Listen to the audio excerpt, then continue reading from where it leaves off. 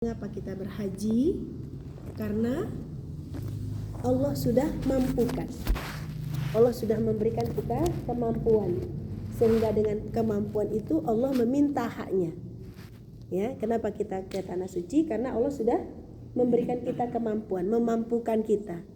Tuh, ya, yang kemudian Allah menuntut kita bagi orang yang mampu untuk menyempurnakan rukun Islamnya. Rukun Islam yang kelima bagi orang yang mampu.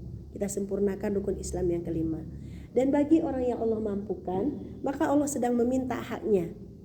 Jadi kita berangkat ke Mekah ini, Pak, untuk menyerahkan haknya Allah yang ada pada diri kita. Apa hak Allah yang harus kita serahkan di dalam ibadah ini? Yang pertama, rizki kita. Jadi rizki yang akan kita serahkan untuk perjalanan ini bukan untuk travel, bukan untuk fasilitas, ya. Rizki ini bukan kita berikan untuk travel dan fasilitas, tapi untuk apa? Untuk Allah. Karena apa? Kita sedang menuju Allah. Kita sedang menuju Allah sebagai tamunya. Nah, jadi dari awal Bu Ayu selalu mengingatkan kepada jamaah baik haji dan umroh, ketika kita menyerahkan harta kita untuk perjalanan ini, jangan pandang lagi harta itu kita serahkan kepada manusia. Tapi pandanglah rizki yang kita berikan ini kita serahkan kepada Allah. Dan Allah yang maha mengatur. Dari rizki yang kita serahkan ini, seperti apa yang akan kita dapatkan sebagai pelayanan dari Allah, itu kehendak Allah. Karena itu sangat penting sekali Bu Mis. Itu sangat penting sekali dipahami bagi siapapun yang akan berangkat ke tanah suci. Kenapa? Disitulah akan muncul rasa syukur dan sabar dalam perjalanan ini. Karena syukur dan sabar inilah yang sedang dituntut oleh Allah kepada hamba-hambanya yang menjadi tamu Allah. Jadi ingat, satu yang harus kita serahkan adalah rizki kita. Jadi betul-betul ikhlaskan. Jangan menuntut apapun dari rizki ini kecuali keridhaan Allah. Jangan tuntut uang yang banyak yang kita bayarkan untuk ibadah ini kepada siapapun kecuali meminta kepada Allah, Allah ridho terhadap kita, sehingga Allah jadikan ibadah haji kita ini haji yang mabrur. Ya, itu yang pertama. Apalagi yang akan kita serahkan kepada Allah? Kesehatan kita. Allah sudah memberikan banyak nikmat kesehatan kepada kita. Kita bisa berbuat apa saja dengan tubuh ini, kita bisa melakukan apa saja dengan tubuh ini. Maka dalam ibadah haji ini Allah meminta, gunakanlah semua bagian tubuh kita ini beribadah kepada Allah, seluruhnya dari ujung rambut sampai ujung kuku. Gunakanlah untuk apa? Untuk beribadah kepada Allah. Karena Allah sudah berikan banyak kesehatan kepada kita. Semampu-mampu kita lakukanlah ibadah semampu apa yang kita bisa lakukan. Nah, yang ketiga, apa hak Allah yang akan kita serahkan di dalam ibadah ini? Waktu. Ya. Sehari semalam 24 jam Allah berikan, harus kita dapatkan dari ibadah haji. Nah, apa ya haji? Yang harus kita dapatkan. Ya kan Pak? Wak pai haji orang. Pulang dapat gelar haji. Nah itu kan yang Wak inginkan? Harus ada yang harus kita dapatkan dalam perjalanan ini. Yang harus kita dapatkan dalam perjalanan haji adalah janji Allah. Janji Allah. Allah memberikan 3 janji untuk orang yang berhaji dan umrah. Dan Allah itu berjanji dan tidak akan mengingkari janji. Apa janji Allah untuk orang yang haji dan umrah? Ada 3 hal. Yang pertama, dosa diampuni. Ya, janji Allah yang awak kajak ini janji Allah. Yang awak ingin dapatkan pulang janji Allah. 1, dosa diampuni. Kita gali, kenapa Allah memberikan janji dosa diampuni? Kok enggak yang lain yang dijanjikan Allah? Ya kan? Kenapa? Kok enggak hal yang lain dijanjikan Allah? Kenapa harus dosa diampuni?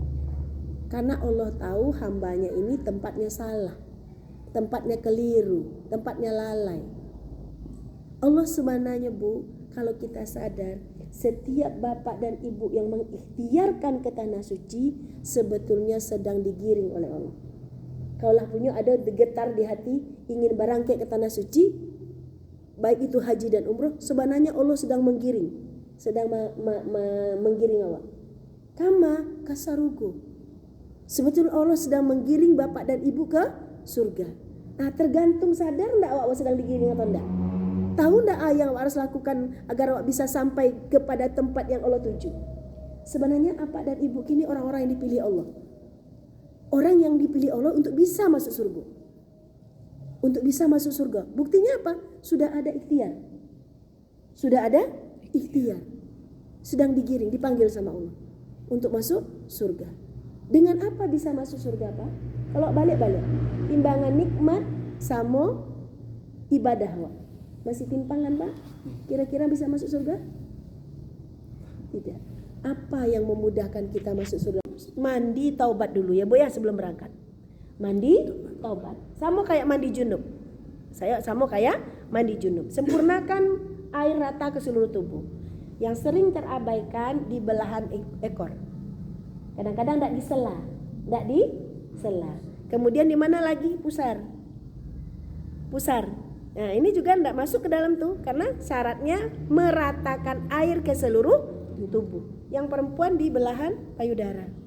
Ya, sempurnakan mandi. Nah, mandi apa namanya? Mandi taubat. Sudah itu keluar dari kamar mandi, pakai pakaian sholat sunat. Kalau ingin sempurna sholat sunat wudhu dulu. Kalau ingin sempurna. Kalau tidak langsung dengan sholat sunat taubat. Ya, sholat sunat taubat. Sebelum berangkat taubat dulu, Pak. Mudah-mudahan Allah mudahkan perjalanan ini. Sesudah itu, sebelum awak keluar dari pintu rumah, sebelum berangkat tanggal 7 balik, sebelum keluar pintu rumah, jangan lupa baca Bismillahi tawakkaltu ala Allah, la haula wala quwata illa billah. Ini sederhana tapi itu kunci perjalanan nanti. Karena ada kepasrahan kita kepada Allah. Beliau walaupun tidak nampak wujud. Yakini kita sedang meminta beliau untuk memberikan syafaatnya nanti. Itu yang harus kita yakini di Raudhah. Yakini Rasulullah menjanjikan syafaat dan janji Rasul itulah janji yang pasti. Janji yang pasti itu cuma janji Allah dan Rasulullah. Janji yang lain Allahu alam. Siapa yang berjanji di dunia ini Allahu alam. Yang pasti janjinya adalah janji Allah dan Rasul. Kita minta ke Rasulullah, engkau menjanjikan syafaat, aku menziarahmu ya Rasulullah. Engkau menjanjikan syafaat bagi orang-orang yang berhaji dan umrah untuk bisa engkau tolong di tempat yang tidak bisa menolong. Syafaat dan doa. Itu kunci ke Madinah. Jadi arba'in itu Bu bantu awak membeli HP. Nah, yang awak beli HP, yang awak inginkan HP. Ada hadiahnya buku tulis. Arba'in itu ibarat buku tulis. Si A yang dikaja orang pergi haji kini arba'in. Sedangkan ini tidak membawa mahabbah. Ini tidak membawa rasa cintanya ke hadapan Rasulullah. Ini tidak membawa harapnya untuk mendapatkan syafaat dan doa. Kira-kira HP tadi lah kita bawa. Sedangkan yang dituju sebenarnya HP tadi. Harus diluruskan. Untuk orang haji dan umrah ini dalam ibadah haji dan umrah.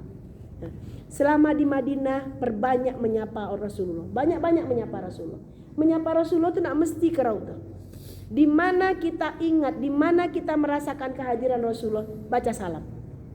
Salamnya gampang kayak di tahiyat. Assalamu alayka ayyuhan nabiyyu wa rahmatullahi wa barakatuh. Dimas saja. Bu Ayu setiap masuk pindah ke Tampek, masuk ke ruangan atau lagi manasik, sebelum itu pasti sapa Rasul. Kenapa? Minta Rasulullah doakan kita dalam setiap pertemuan itu.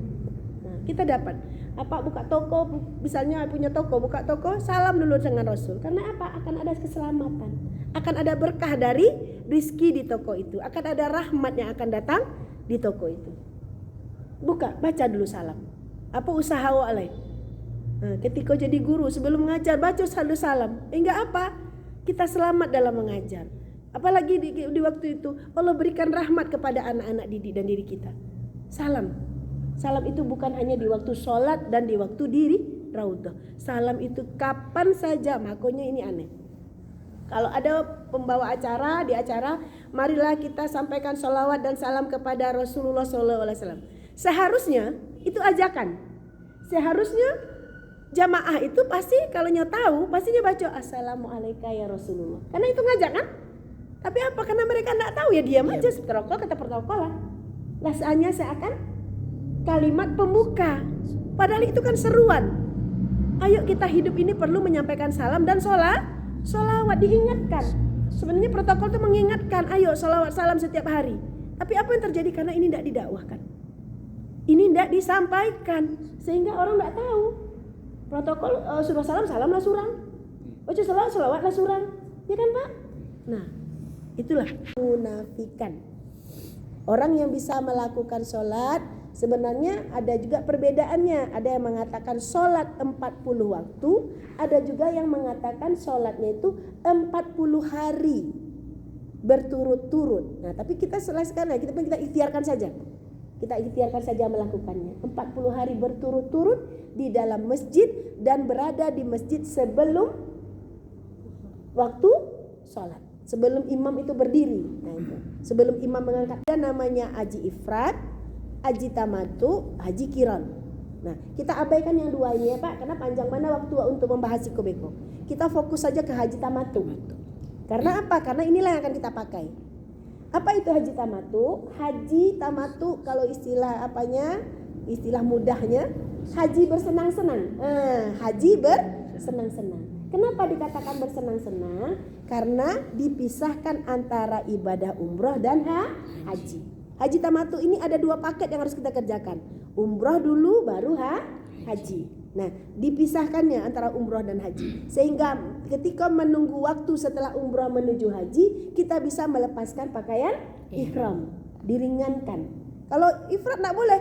Kalau mulai berangkat dari mikot lah pakai baju ihram tuh sampai selesai ibadah haji, dan itu berat. Nah, makanya disebut haji bersenang-senang dengan kemudahannya. Jadi haji tamatu awak melakukan dua proses. Ya, satu umroh, kemudian ibadah haji. Ya. Jadi dari Madinah kita akan memulai proses apa dulu? Inilah haji tamatu ini, tapi apa yang kita selesaikan dulu dari haji tamatu kita? Ibadah umroh. Ya. Dari Madinah kita akan memulai ibadah haji ini dengan melakukan umroh. Nah, ini namanya umroh untuk memulai haji tamatu. Nah, kalau kita mulai berbicara umroh, masuk oleh dulu ibadah umroh dulu. Apa yang harus kita pikirkan dulu? Syarat wajib, kemudian rukun. Nah, itu yang harus kita pikirkan. Syarat wajib dan rukun. Syarat wajib gampang. Semua didapatkan. Pertama, beragama Islam, balik, berakal sehat, mampu. Nah, udah dapat terpenuhi. Sudah terpenuhi. Nah, yang kita urai lagi kini tentang rukun. Ya, rukun umrah. Rukun umrah ada berapa Bu? 5. Ya, rukun umrah sebanyak jari. 5. Rukun umrah sebanyak jari. Yang pertama, rukun umrah kok terbagi 3 bagian. Yang rukun pertama, berniat dengan memakai pakaian ihram di miqat. Rukun pertama, berniat dengan menggunakan pakaian ihram di mikot. Tidak bisa kita melepaskan niat sebelum memakai pakaian ihram. Nah, tempatnya di tempat yang ditentukan. Kita fokuskan aja, kita tidak bahas tempat yang lain. Awak kini akan berniat haji dengan memulainya dengan umrah di mikot. Di mana mikot kita? Namanya Zulhulaifah. Ya, nama kelurahannya Zulhulaifah. Di kelurahan Zulhulaifah itu ada masjid namanya Bir Ali. Nah, itu pusatnya sampai melepaskan niat. Jadi niat itu tidak mesti dalam masjid, boleh di luar masjid. Yang penting masih di kelurahan Zulhulaifah. Nah, tapi pemerintahan Saudi biar memudahkan jamaah itu memasang niat di tempat yang benar, dibangunlah sebuah masjid namanya Bir Ali. Nah, sebelum kita memasang niat, kita harus memakai pakaian ihram. Nah, itu dulu kita pikirkan, kita harus pakai pakaian ihram. Ketika memakai pakaian ihram ada ritualnya. Ada proses menggunakan pakaian ihram. Nah, harus diperhatikan. Ini jadi harus diperhatikan. Gimana cara memakai pakaian ihram? Sebelumnya pertama kali lihat kuku dulu. Kuku. Ya, kita langsung dengan sunnahnya ini, bukan hanya apanya saja. Sunnahnya kita langsung gunakan. Potong kuku. Habis itu bawa pisau cukur ke kamar mandi. Pisau cukur bulu. Yang paling penting bulu kelamin dan ketiak. Kenapa penting sekali dicukur menjadi sunnah? Karena ibu-ibu dalam perjalanan jauh. Kalau bulu kita bersih, hadas kita akan lebih mudah dibersihkan. Nah, untuk bapak-bapak kenapa perlu cukur bulu? Karena apa nak pakai celana dalam. Kalau bulu ko panjang tak sapi-sapi pannya ayo beko. Ya kan, Pak? Boleh, Pak. Aduh juga. Kecuali mungkin bagi orang-orang yang bermasalah atau ada apa-apa yang memang manetes, Bu, oke lah. Tapi kalau kita masih tidak dalam keadaan seperti itu, lebih baik jangan. Iya, Pak? Dengan alasan gitu, Bu. Enggak, tanpa jahit kan itu Iya. alasannya. Tapnya kan dua helai. Karena ragu kan, iya. itu maka ditanya. Perintahnya 2 helai. Kalau ada di bawah jadi 3. Nah, itu juga kita harus jaga. Walaupun ada yang membolehkan, mungkin dapat dibolehkan bagi orang-orang tertentu yang membutuhkan. Allah tidak maha menyulitkan, Allah maha memudahkan. Ya, mungkin kalau ada apa-apa yang menetes itu mungkin bisa. Tapi kalau kita yang sehat jangan. Karena tuntunannya 2 helai. Nah, potong kuku, cukur bulu, toharoh balik, sempurnakan. Ibu-ibu jangan lupa pakai panty liner. Tahu kan panty liner? Kenapa? Karena awak tidak bisa bebas membuka pakaian lain. Karena kita nanti selama berihram maksudnya seminim mungkin untuk melepas pakaian. Jadi ketika kita ke kamar mandi buang air, itu pasti ada kotoran yang tertinggal. Tertinggalnya tidak di celana dalam, tertinggalnya di panty liner. Jadi kalau kamar mandi tinggal buang panty liner, gantian mandi. Ya, ini niatnya lagi. Yang sebelum berangkat tadi mandi taubat, kalau ini mandi ihram. Niatnya mandi ihram. Boleh pakai bahasa Indonesia aja. Sengaja aku mandi untuk berihram karena Allah. Gitu aja biar mudah, ya. Niat itu kan bahasanya boleh. Itu kan hati ya. Tapi kalau kita lafazkan sengaja aku mandi untuk berihram karena Allah. Nah, mandi sempurna lagi seperti mandi junub tadi. Sesudah itu baru Bapak pakai pakaian ihram. Bapak sudah bisa pakai ihram? Karena kita nggak bawa ya. Ada di YouTube bisa tuh, ya. Bu, tanya lagi. Kemarin tuh udah juga coba di atas. Iya. Mungkin banyak pertanyaan. Nggak apa-apa, dari rambut, dari telinga, dari lidah, dari badan, pokoknya minta sama Allah turun air dari tubuh kita ini, gugurkanlah dosa. Nah, itu apanya? Nah, itu yang dimaksud Bapak tadi. Ya. Itu sangat-sangat bagus. Sangat-sangat itulah yang diinginkan sebetulnya dalam mandi taubat dan mandi ihram. Itulah yang Allah inginkan. Kita menyadari ketika kita mandi itu sedang upaya kita untuk meminta ampun kepada Allah. Salah satu upaya kita untuk meminta ampun kepada Allah. Nah, itu yang paling mantap, Pak. Ya, sama dengan memakai ihram tuh. Iya. Kan sudah kita buang. Nah. Nah, pakai ihram, pakai yang bersih lagi. Iya. Dengan niat awak kan gitu, untuk Iya. amal lagi. Tak ada mungkin dosa lagi. Kita buang semua pakaian dunia. Iya, pakaian Kita dunia. buang Cuma semua pakaian dunia. ikram tuh. Kita buang pakaian ikram kita yang istilahnya kayak kain kafan lah. Nah, kayak gitu. Itu. Nah, di situ mari. Kita mau mati lagi kan. Oh, iya. Nah, untuk amal aja kita kerjakan lagi Iya. memakai ikram itu. Dunia ini ditinggalkan lagi. Kita pasang ikram untuk berniat menuju Allah dan meninggalkan dunia. Itu betul sekali, Pak. Sangat-sangat betul. Jadi ibu-ibu juga niatkan. Ketika kita memakai ikram itu niatkan. Kita pakai pakaian ikram untuk pakaian untuk menghadap Allah dan meninggalkan dunia. Seluruh dunia. Isi dunia ini kita tinggalkan. Kita menuju Allah. Memakai kain kapan kita. Enggak ada lagi. Iya, kayak pakai kain kafan. Oh, pakai suran. Iya. Kain kafan kan orang pakaian. Kini kain kafan. Tidak boleh pakai kaos kaki atau sepatu yang menutupi mata kaki. Nah, nanti resikonya, Pak, awak di musim panen. Kita langsung masuk aja ya, Bu. Bapak di musim panen. Itu pasti kalau berjalan pasti ingin menutup kepala. Tidak boleh ditutup dengan sesuatu yang menempel. Kalau misalnya apa bawa koran, jalan panen misalnya dari hotel ke Masjidil Haram panen. Ada nampak karate atau tas, balataan di kepala, itu larangan ihram. Tidak boleh meletakkan sesuatu di atas kepala. Nah, kecuali pakai payung. Payung kan dia di kepala juga, tapi tidak menempel, boleh. Mau pemencaikan juga, Bu. Iya. Ada topi. Ada enggak? Payung. Iya. Kan ini payung ada tapi yang Bu Mis tanya tadi. Tapi yang di situ kan ngangkat di kepala, Pak. Iya. Nggak boleh. Jangan digunakan. Boleh. Ya. Bersentuhan gitu. Tetap dia tetap menempel di kepala. Ya, yang paling acok deko, Pak, iko ikram yang di atas. Awak melun tahallul ya Bu Mis, berjalan mungkin di paneh bangkit menutik kepala. Nah itu sering tuh Bu Mis. Itu larangan tuh. Nah itu kalau di musim paneh kok masalahnya kepala kok memang sering harus ditutup. Lagi Bu, selama pakaian Bolehkan cuma payung. Payung yang istilahnya nak menempel di kepala, melindungi kepala tapi tidak menempel. Nah, payung banyak nanti di situ. Itu untuk bapak-bapak ya. Untuk ibu-ibu sempurnakan menutup aurat. Kini musim panas di situ lebih baik pakaian hitam diminimalisir. Lebih baik pakai baju-baju yang warna ibu, baju kumis, ibu itu warna-warna gini. Karena apa? Itu meredam panas. Kalau ibu pakai baju hitam nanti di Mekah, lebih panas. bisa pingsan Pak, karena menyerap panas.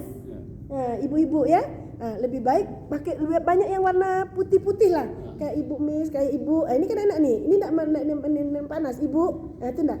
Pokoknya warna-warna yang lembut. Jangan menyerap panas. Jangan menyerap panas warna tadi. Karena apa? Itu membantu. Kalau laka panehan beribadah, konsentrasi hilang. Ya, itu juga membantu. Ya, pakai baju nanti baju ihramnya yang keringat. Kan ada yang menyerap keringat, yang dingin. Nah, kan ada bahan kain yang dingin. Nah, itu cari ya, Bu.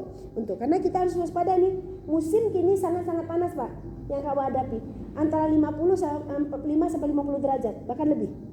Ya, karena pas di puncak bulan Juni itu puncak musim panas. Juni-Juli di puncaknya.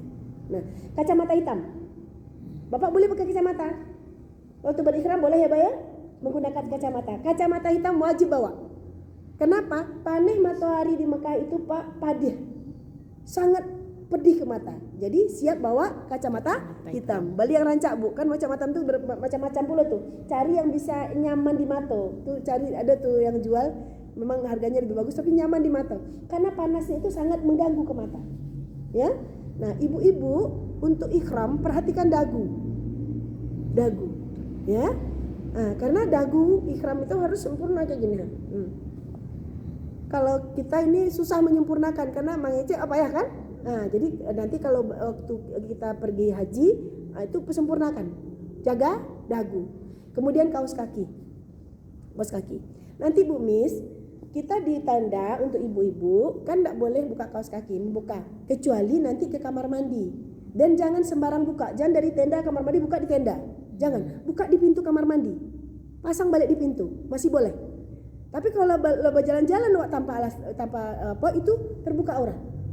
Ya, caranya Bu Miss, karena awak nanti itu di kamar mandi itu padat, saling antri, lamu benar beko. Nah, ketika berduduk basahkan aja kaos kaki, uduk dengan kaos kaki. Nah, kan basah tadi kaos kaki jauh sandal, bawa ke tenda, masukan di dalam sarung, tukar di dalam sarung, tukar di dalam sarung untuk menjaga aurat, tukar dalam sarung. Yang tadi basah latan aja dah kayak awak buku dalam beberapa menit kering. Hanya dalam beberapa menitnya kering. Dan dia jadi bersih. Karena awak sucikan sekali ketika mensucikan kaki. Kalau tidak berapa menit, usah buka. Ini kering surang. Kalau buka Bu Miss, paling 5 menit kering. Panas.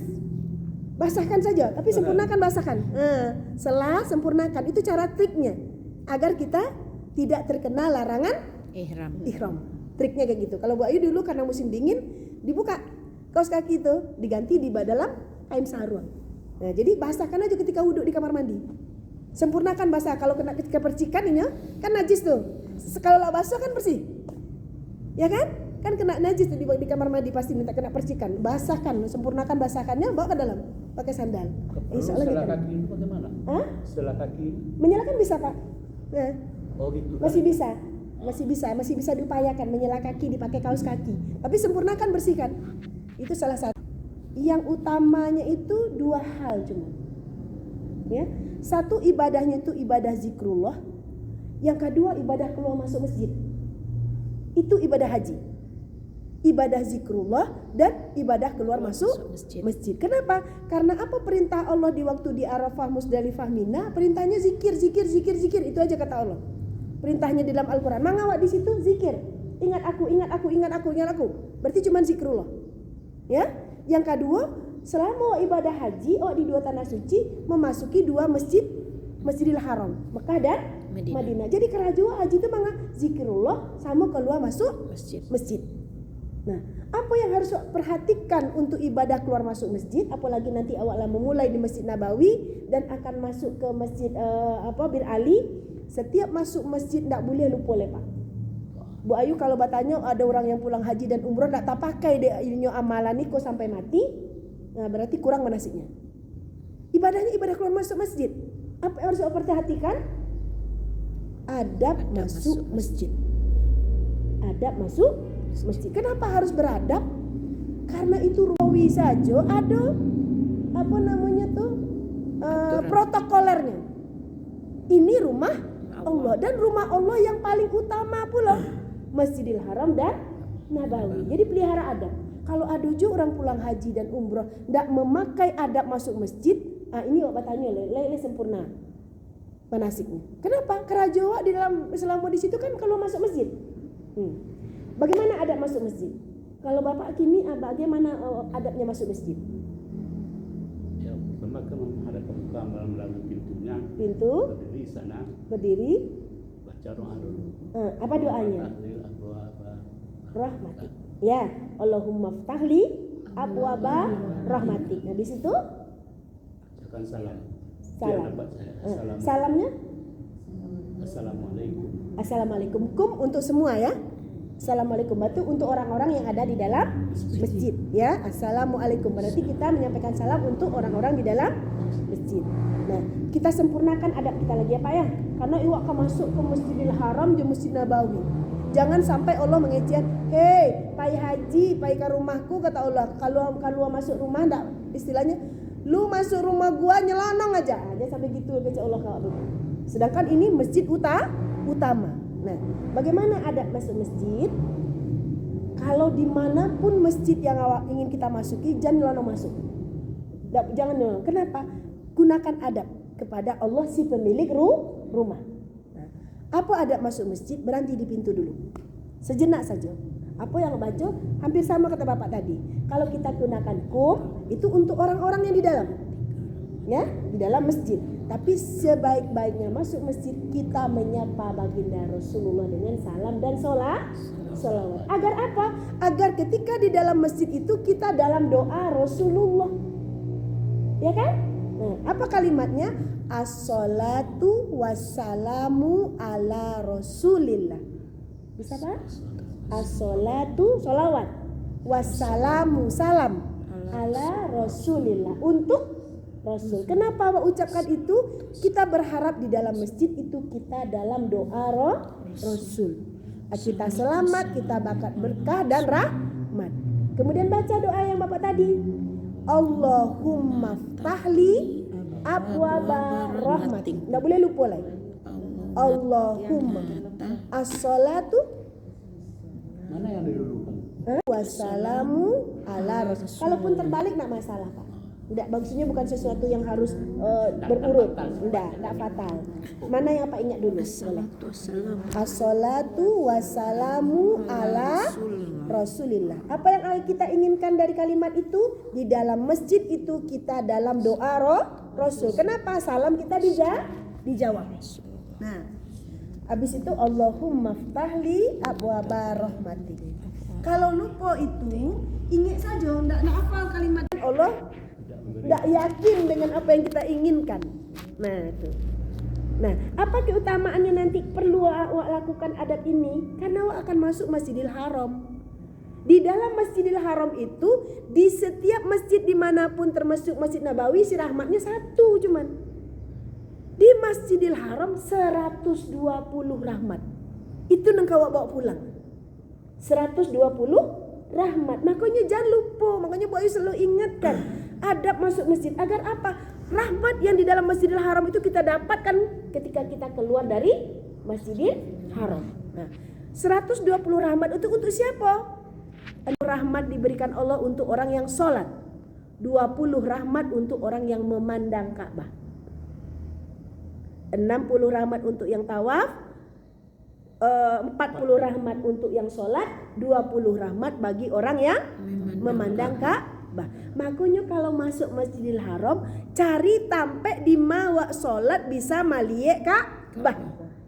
Usahakan setiap masuk Masjidil Haram usahakan. Kalau tidak bisa lagi ya tidak apa-apa. Yang penting setiap masuk Masjidil Haram cari, karena tidak semua posisi di dalam Masjidil Haram itu kita bisa melihat Ka'bah. Perhatikan Imam Sudes di live-nya. Kemana ini mengimami sholat natonya? Ke bawah atau ke muko? Banyakan ke depan Pak, sekali-kali ada ke bawah. Kenapa? Dia tahu setiap dia memandang Ka'bah Allah akan memberikan 20 rahmat. Nah, jadi kalau sholat di Masjidil Haram cari tampe yang dimawa bisa memandang Ka'bah, sehingga 20 rahmat untuk memandang Ka'bah dan 40 rahmat untuk sholat awak dapetan. 60 rahmat kita dapatkan. Kalau kita sholat di Masjidil Haram tidak nampak Ka'bah, barang yang awak dapat cuma 40 rahmat. Nah, kalau di waktu itu kita sedang tawaf pasti dapat 120. Karena orang tawaf pasti sholat sunnah. Orang tawaf pasti melihat Ka'bah. Nah, ya. Jadi usahakan ketika nanti di Masjidil ketika awak masuk dimanapun masjid, nanti tadi kita sampai tadi di Masjid Bir Ali, gunakan adab masuk masjid. Kita sempurnakan adabnya. Kita ulang. 1 baca salam. As-salatu wassalamu ala Rasulillah. Lanjut. Allahumma ftahli abwaba rahmatik. Kalau enggak hafal ingat aja, ya Allah buka pintu rahmat. Boleh pakai bahasa Indonesia. Ya, yang kalau bahasa Arabnya Allahumma ftahli abwaba rahmatik, bahasa Indonesianya ya Allah bukakan pintu rahmat. Habis itu jangan lupakan setiap masuk masjid langkahkan kaki kanan. Nah, itulah jadi perhatian deh wale. Lawak pakai adab kok sampai kita mati. Melangkahkan kaki kanan. Kalau masuk masjid usahakan kalau alun orang iqamat lai dahulukan sholat sunat tahiyatul masjid. Ya. Nah, kalau belum iqamat, kalau udah iqamat langsung gitu ya, langsung dengan imam, tidak perlu lagi sholat tahiyatul masjid. Tapi kalau nanti kita masuk Masjidil Haram kayak Bu Mis, nanti kita masuk Masjidil Haram kan adabnya masuk masjid kan sholat sunat tahiyatul masjid. Kalau kita masuk Masjidil Haram dari rumah sudah berniat untuk tawaf, maka tidak lagi digunakan sholat sunat tahiyatul masjid, langsung tawaf. Jadi tidak berlaku lagi sholat sunat tahiyatul masjid. Kita tidak sholat sunat tahiyatul masjid kalau niat untuk tawaf, maka langsung tawaf. Tidak ada sholat sunat tahiyatul masjid. Kalau masuk masjid untuk sholat 5 waktu saja, upayakan sholat sunat tahiyatul masjid. Agar apa? 120 rahmat yang Allah janjikan itu bisa bawa pulang. Ya. Di Masjid Bir Ali, balik ke Madinah ya. Kita masih di Madinah tadi kan? Hafazkan nih niat umrah untuk haji tamattu. Nah, kita sampaikan lafazkan niat di situ. Kita lakukan sholat sunat ihram 2 rakaat. Ayatnya dianjurkan 2 kul. Rakaat pertama kul ya ayyuhal kafirun, rakaat kedua kul huwallahu ahad. Al-Ikhlas dan Al-Kafirun. Al-Kafirun dulu baru Al-Ikhlas. Itu dianjurkan. Kalau enggak itu pun enggak masalah. Ya, itu disunahkan menggunakan 2 kul tadi. Sesudah salam boleh lanjut zikir atau langsung melafazkan niat. Bu Ayu sarankan ketika selesai sholat langsung lafazkan niat. Walaupun nanti sebaik-baiknya niat untuk haji dan umrah itu di atas kendaraan ketika dia teoto. Tapi takut beko lupa. Nah, jadi awak tidak melafazkan niat karena niat itu harus dilafazkan, harus diucapkan setidak-tidaknya telinga mandangan untuk haji, untuk umrah harus dilafazkan. Nah, sesudah itu melafazkan niat, udah hafal niatnya Bu? 4 kata. Labaika Allahumma umrotan lillah. Sampai kata digabung. Labaik Allahumma umrotan lillah. Itu aja. Nanti juga ada guide yang akan membantu niat, biasanya tuh di mobil. Di mobil nanti. Jadi bisa diulang, niat itu bisa diulang nanti bersama-sama, ya. Yang jelas diri kita baca dulu setelah sholat. Setelah sholat. Nah, nanti di mobil itu bersama-sama mengulang, menguatkan niat itu. Takut nanti kalau enggak kita baca Bapak gugur saduala. Jole masuk kumpul. Jole Pak. Kumpul. Hah? Masuk kumpul dia. Iya. Nah, umrah yang pertama. lafazkan niat. Sesudah berniat, lah keluar di mulut awak dilafazkan niat, di waktu itu sudah berlaku larangan ihram. Nah, kalau Allah sebutkan berlakulah larangan ihram. Untuk diri dulu, kita kenalkan larangan ihram untuk diri awak. Tadi kita mandi pakai sabun wangi, pakai deodoran mungkin, pakai badak masih boleh. Nah, sesudah itu larangan ihramnya memakai wangi-wangian. Tidak boleh. Tidak boleh. Yang kedua, memotong kuku. Nah, memotong tuh hanya memotong. Ada orang punya kebiasaan gigi kuku, Pak. Nah, patah kukunya. Nah, itu kena larangan ihram. Kemudian mencabut bulu yang ada di tubuh, bulu apapun. Nah, habis itu potong kuku, mencabut bulu, terbuka aurat. Ya, terbuka aurat. Kalau ada nanti jamaah kita yang perutnya agak besar, Bu Mis, perhatikan pusarnya, Bu Mis. Sering ya, Bah, orang yang gemuk pusarnya memakai pakaian ihram tuh terbuka. Itu kena larangan ihram karena aurat laki-laki pusar harus tertutup. Itu yang sering tuh, Bu Mis. Dan ketika nanti di Arafah, Bu Mis, hati-hati apa-apa. Kadang-kadang nyebab pesong-pesong mungkin nampak paunya. Nah, hati-hati tuh, Pak. Nah, hati-hati karena aurat tetap dijaga. Bapak-bapak kadang-kadang kita cuma perhatikan ke ibu-ibu, padahal bapak-bapak banyak yang auratnya terbuka. Ketika tidur, ketika ini duduk pesong-pesong, nampak pau di atas lutut itu terbuka aurat.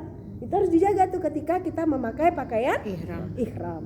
Nah, habis itu untuk binatang, tidak boleh diburu, tidak boleh dibunuh. Termasuk yang ketek-ketek. Yang ketiga, tumbuh-tumbuhan, tidak boleh dipatahkan, tidak boleh dicabut. Apapun jenis tumbuhannya. Kemudian ini untuk hubungan sesama manusia, tidak boleh saling meminang. Takut beko apa badul akrab nak, kiranya apa ada nak bujang, apa ada nak gadi.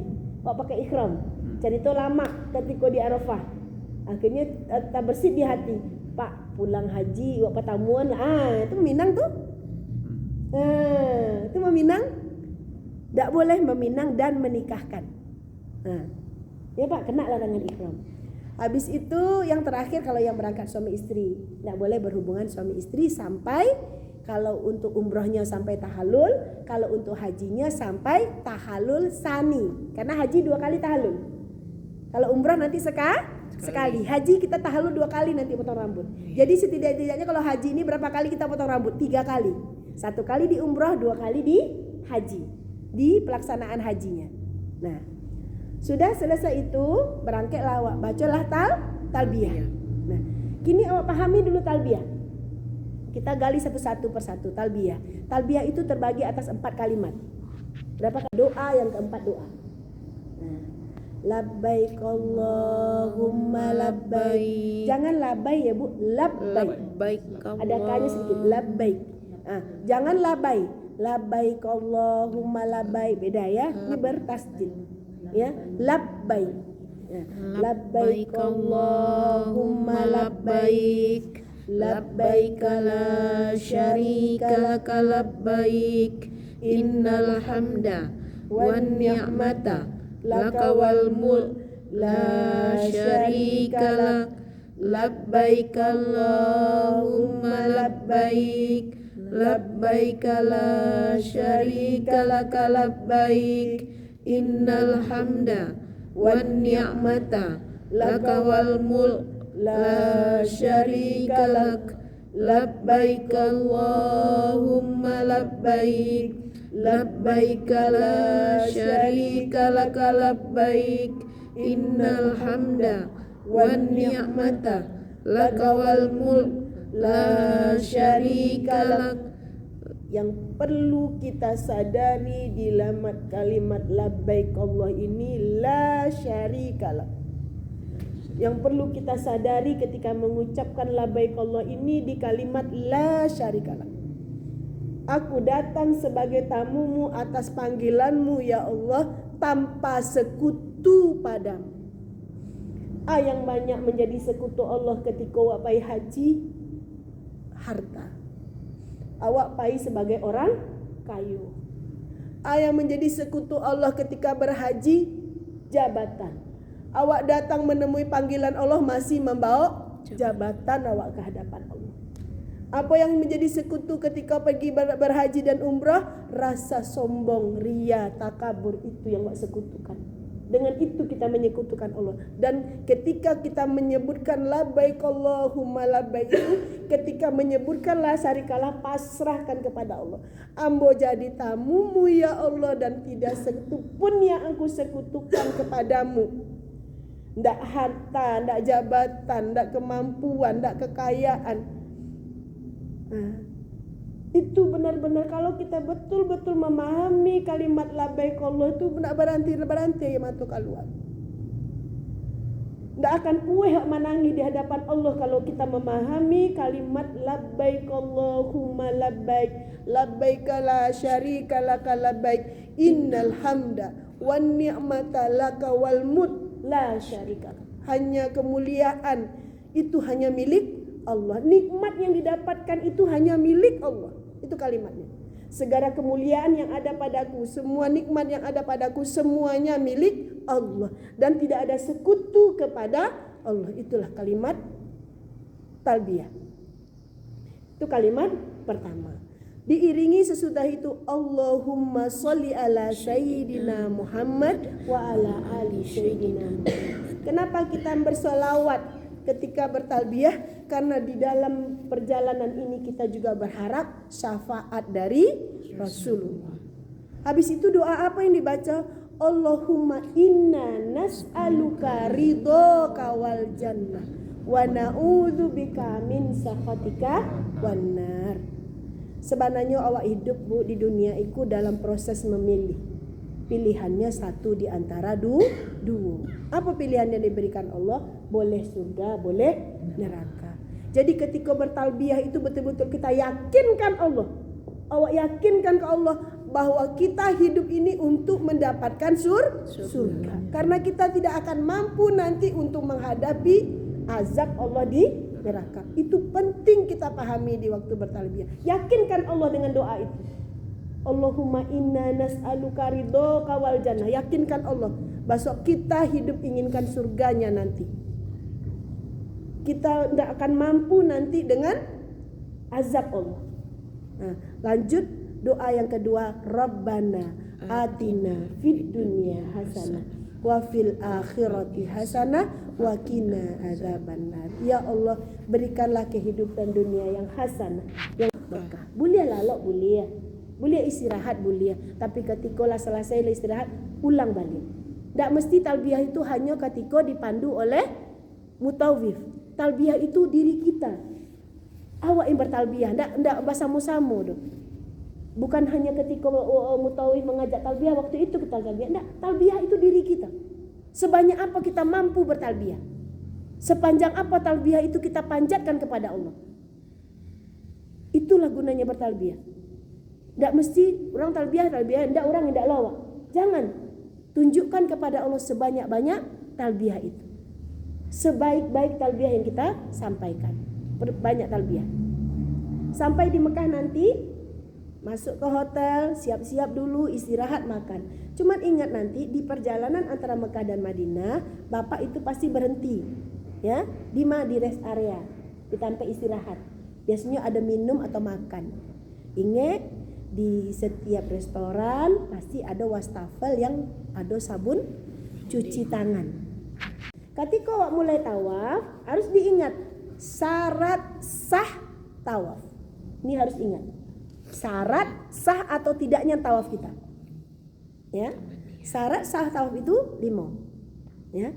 1, bersih dari hadas dan najis. Berarti sebelum tawaf balik ke kamar mandi dulu, cek dulu pakaian dalam. Ibu-ibu, bapak juga bertoharo. Ingat, toharo ini kayak korek api di sebuah miniatur korek api. Wak lapen iku gogor sadala. Nah, toharo bersih dari hadas berarti toharo bersuci. Kemudian dalam keadaan berwudu, berarti harus wudu dulu sebelum tawaf. Kemudian mengelilingi Ka'bah jumlahnya, mengkirikan Ka'bah. Ketika awak memutari Ka'bah, harus posisi awak mengkirikan Ka'bah. Bahu kiri kita di hadapan Ka'bah. Bapak-bapak ingat ketika tawaf bahu kanan dibuka. bahu kiri ditutup. Kalau sa'i tutup dua-duanya. Kalau sedang sholat tutup dua-duanya. Ya. Tapi kalau ketika tawaf buka kanan. Tutup kiri karena kiri kau yang langsung berhadapan dengan Ka'bah. Mengkirikan Ka'bah jumlahnya harus 7 putaran. Tidak boleh kurang, tidak boleh lebih. Nah, dalam keadaan bersih dari hadas dan najis, dalam keadaan berwudu, mengkirikan Ka'bah jumlahnya 7 putaran. Harus yakin awak benar-benar sudah 7 putaran, tidak kurang atau lebih. Yang kelima, dalam Masjidil Haram. Tak boleh tawaf di luar, harus di dalam Masjidil Haram. Kira-kira satu putarannya berapa kilometer, berapa meter? Ka'bah itu lebarnya 10 kali 11 Bu. 10 meter kali 11. Kalau biasanya Bu, kalau longgar-longgar ambil 15 menit selesai tawaf. Tapi Kalau nanti rame. ibu haji ketika tawaf nanti itu sudah padat tuh. Karena jamaah yang dari Mekah masuk, dari Madinah masuk. Ya, perkiraan Bu Ayu kalau tawaf di pelataran paling capek 1,5 jam untuk tawaf. Ya Bu? 1,5 jam. Iya, kalau sa'i ini karena berdempatan. Nah, apalagi tawaf ifadah. Ifadah itu tawaf aja bisa 3 jam. Cuman tawaf. Begitu padatnya ya Bu ya. Kayak didorong, tapi harus sabar di situ. Tapi nikmat kan Bu, makanya diulang. Sekarang Bu Ayu ada juga nampak tawaf pakai apa mobil-mobil di atas tuh. Oh itu Pak, untuk bagi orang sebenarnya kalau kita tidak ada halangan jangan gunakan. Kini banyak orang tawaf pakai skuter kate. Iya. Banyak tuh. Skuter. Jangan lakukan itu. Kita sedang mencari surga Allah. Kita masih mampu, bukan bersenang-senang. Ada banyak tuh yang tawaf, Banyak yang nampak masih muda-muda. banyak. Mau apa nganya ke Masjidil Haram tuh? Apa yang mau dicari? Selagi badan ini, karena apa, kita sedang memberikan haknya Allah di anak tubuh kita. Kecuali memang benar-benar tidak bisa, pakailah skuter, itu kemudahan. Tapi kalau kita mampu, semampu-mampunya, sesakit-sakit badan kerajuan. Nah gitu kalau sholat sunat tawaf dulu. apa yang kita lakukan? Sholat Sholat sunat tawaf 2 rakaat. Surat yang yang disunahkan juga sama. Qul ya al-kafirun dan Qul huwallahu ahad. Al-kafirun dan al-ikhlas. Sesudah kita apa Bu? Di makam Ibrahim. Ibu enggak Bu Ayu saran karena sangat padat. Enggak bisa, tanyakan Ibu, enggak bisa. Sangat sulit untuk haji. Jauh saja. Dari jauh saja. Itu Kalau Ibu umroh untuk mungkin tawaf bisa. mungkin Kalau di haji. pelataran yang di luar di belakang Masjidil Haram Ibu tawaf tuh ngelilingi. Ya Bu, di belakang makam Ibrahim itulah 8 meter lo ke belakangnya. Sangat besar. Kalaupun bisa agak dakek ke Ka'bah, tapi jalannya berinci-inci gitu. Sampai sejangka baru berjalan, nah gitulah tawaf kalau di waktu haji. Nah, di waktu haji seperti itu. Nah, sesudah tawaf sholat sunat tawaf. Sesudah sholat sunat tawaf minum air zam-zam. Biasakan setiap sudah tawaf, sudah sholat sunat minum air zam-zam. Doanya Allahumma inni as'aluka ilman nafi'an, ini ada di sini, wariskan wasi'an wasifaan min kulidain wasakamin birahmatika ya arhamar rahimin. Nanti ada panduan doa yang pakai tali. Nah, bawa saja itu ketika minum zam-zam, baca itu, bisa dibaca sambil minum air zam-zam. Kalau Bu Ayu mengajarkan minum zam-zam itu, yang pertama berdiri menghadap Ka'bah. Minum air zam-zam di hadapan Ka'bah, usahakan dalam keadaan berdiri, jangan duduk. Maduk ke Ka'bah dalam keadaan. Ba'a mencari posisi masjid Safa. Lihat saja Hajar Aswad. Ini misalnya Hajar Aswad di situ. Nah, luruskan pandangan ke ujung. Nah, di ujung itu, di sudut itu ada tiang mereka tuh. Ada tiang lampu neon panjang warna hijau ya Bu. Nah, Safa itu di belakangnya. Ya Bu? Nah, lewat situ bisa. Lewat ke belakang. Ya, nanti kelihat itu. Safa ada panahnya. Ada panah di Masjidil Haram itu, ada panahnya nanti ya, Safa. Mak berangkat maka bukit Safa. Nah, yang jangan kita lupakan ketika di Safa itu, ketika sebelum kita mendaki. Sebelum mendaki bukit Safa. Jangan lupakan kalimat ini. Abdahu bima bada Allahu bihi wa rasuluh. Abdahu bima bada Allahu bihi wa rasuluh. Artinya apa? Ya Allah, aku memulai ibadah sa'i ini karena mengikut perintahmu dan Rasul. Nah, ya Allah, Safa Marwah ini syiarmu ya Allah, aku sedang melakukannya. Nah itu yang awak tanamkan di dalam hati. Ya, sampai di atas bukit Safa, cari lihat Ka'bah, hitam Ka'bah nampak di situ. Madok kakak Ka'bah. Apa yang dilakukan? Angkat tangan bantu berdoa. Angkat tangan bantu berdoa. Takbir 3 kali. Allahu Akbar, Allahu Akbar, Allahu Akbar. Ini zikir ini tidak boleh lupa lagi ya. Ini zikir untuk Arafah nih. La ilaha illallah wahdahu la syarikalah lahul mulku wa lahul hamdu yuhyi wa yumitu wa huwa ala kulli syai'in qadir. Nah, sudah baca itu boleh doa terserah sesuai kebutuhan bapak dan ibu, sesuai keinginan masing-masing. Tapi Bu, ada yang mengatakan 3 kali. Apanya boleh? 3 Setidak-tidaknya 1 kali. Nah, sekurang-kurangnya 1 kali. Kita ulang-ulang itu bagus. Bahkan lebih dari 3 pun bagus. Ya, itu kalimat yang sangat bagus dan itulah yang menjadi zikir utama Arafah.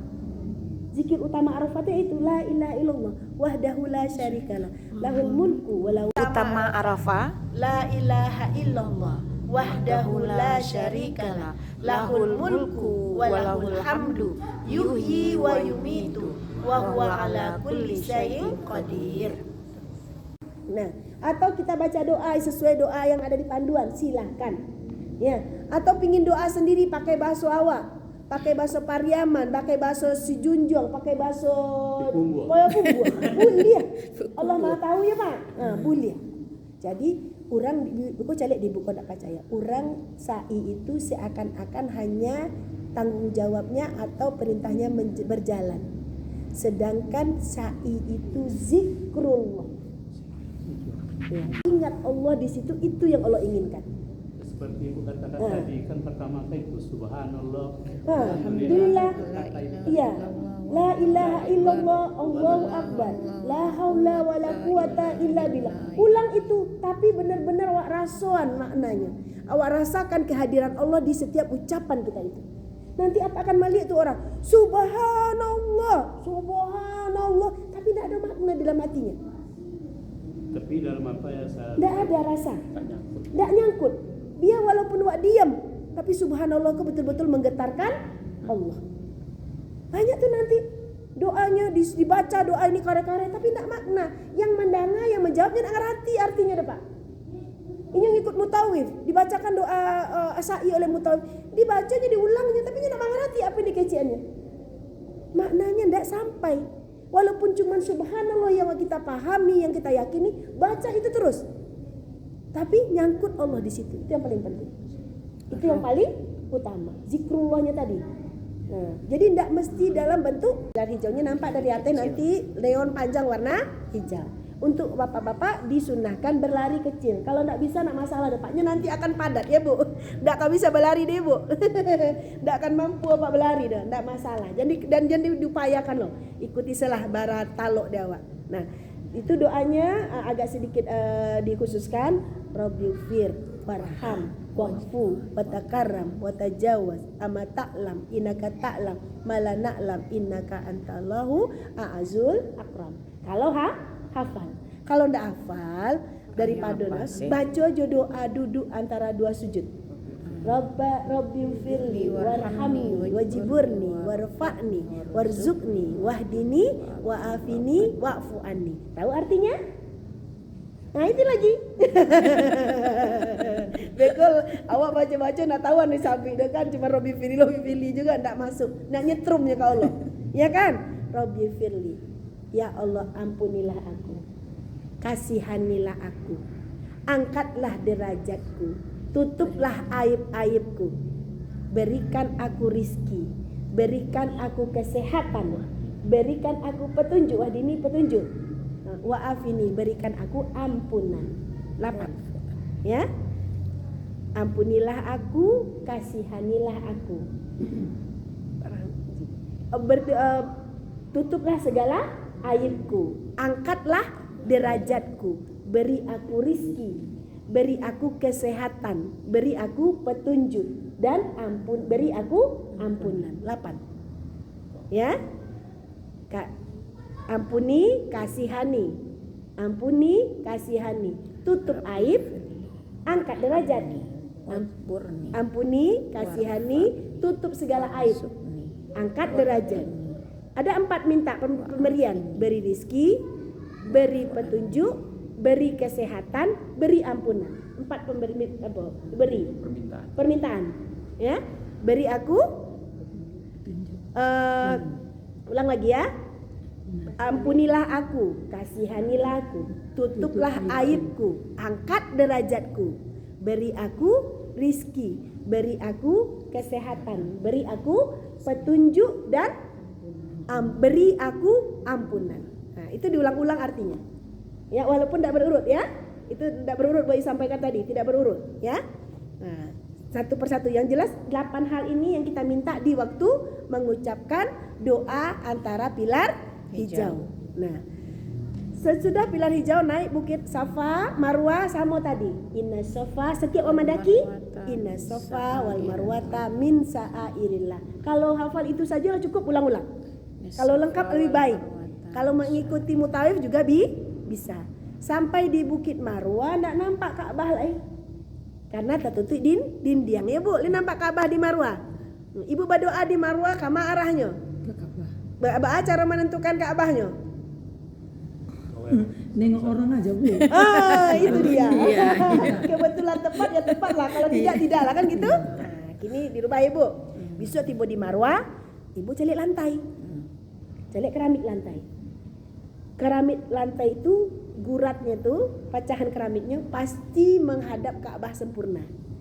Nah, jadi ketika nanti di Marwah untuk berdoa menghadap Ka'bah, cari lantai keramik. Nah, agar apa? Posisi berdoa awak menghadap Ka'bah tepat menghadap Ka'bah. Ibu kamu orang madok ke situ madok. Sebenarnya memang itu sama juga tuh. Iya. Pasti semua orang marah ke sana, dia turun aja. Iya, enggak. Tidak semua orang tahu posisi yang tepat. Tidak semua orang yang tahu posisi yang tepat. Keramik itu seperti apa sebenarnya? Kalau tawaf sa'i itu tidak perlu buru-buru. Nikmati. Walaupun 2 jam 3 jam, nikmati itu waktu bersama Allah. Dan di waktu itu Allah mendengar semua, mengetahui semua yang kita inginkan. Nah, jadi kalau ketika tawaf minta selalu kemudahan. Nah, tawaf, usahakan tawaf itu hati kita itu dalam keadaan qanaah dan tawaduk. Usahakan hati ketika tawaf itu qanaah dan tawaduk. Orang qanaah ini penuh dengan rasa syukur. Orang tawaduk ini dengan rasa merendahkan diri. Nah, itu penting tuh. Apa yang harus kita usahakan di waktu kita tawaf? Usahakan hati kita itu dalam keadaan qanaah dan tawaduk. Orang qanaah itu penuh rasa syukur. Kemudian yang kedua, orang tawaduk itu dengan rasa rendah diri. Ka'bah itu hanya simbol Allah. Allah menyimbolkan dirinya di dalam bentuk Ka'bah. Itu yang awak kelilingi nanti. Jadi ba'awah berhadapan dengan Allah yang disimbolkan dengan Ka'bah, berhadapanlah dalam keadaan qanaah dan tawaduk. Dalam keadaan merendahkan diri dan apa tadi? Tawaduk. Bersyukur. Karena orang tawaduk itu penuh dengan rasa syukur. Di waktu tawaf. Nah, kalau ibu batal wudu, ibu bisa keluar di putaran tawaf itu. Nah, awak kamu menunggu puncak haji. Tanggal berapa dimulai? Ya silakan. Tanggal berapa dimulai? Tanggal 8 Zulhijjah. Nah, kalaulah tanggal 8 Zulhijjah, lah doa aba-aba dari Bu Dewi, awak kapai ke Mina. Nya bisa kedua kemungkinan. Bu Dewi langsung membawa ke Mina atau langsung ke Arafah. Biarkan kata beliau yang ngatur ya. Kalaulah ka berangkat dari hotel menuju Mina atau Arafah, awak mulai proses ibadah puncak ibadah haji. Mulai proses puncak ibadah haji tanggal 8, pasti tanggal 8 Zulhijjah. Apa yang awak lakukan tanggal 8? Balik ke rukun haji yang pertama, niat. Dengan berikhram di mikat. Mikat di mana hajinya? Mikatnya di hotel. Nah, untuk haji di mana mikatnya? Di hotel.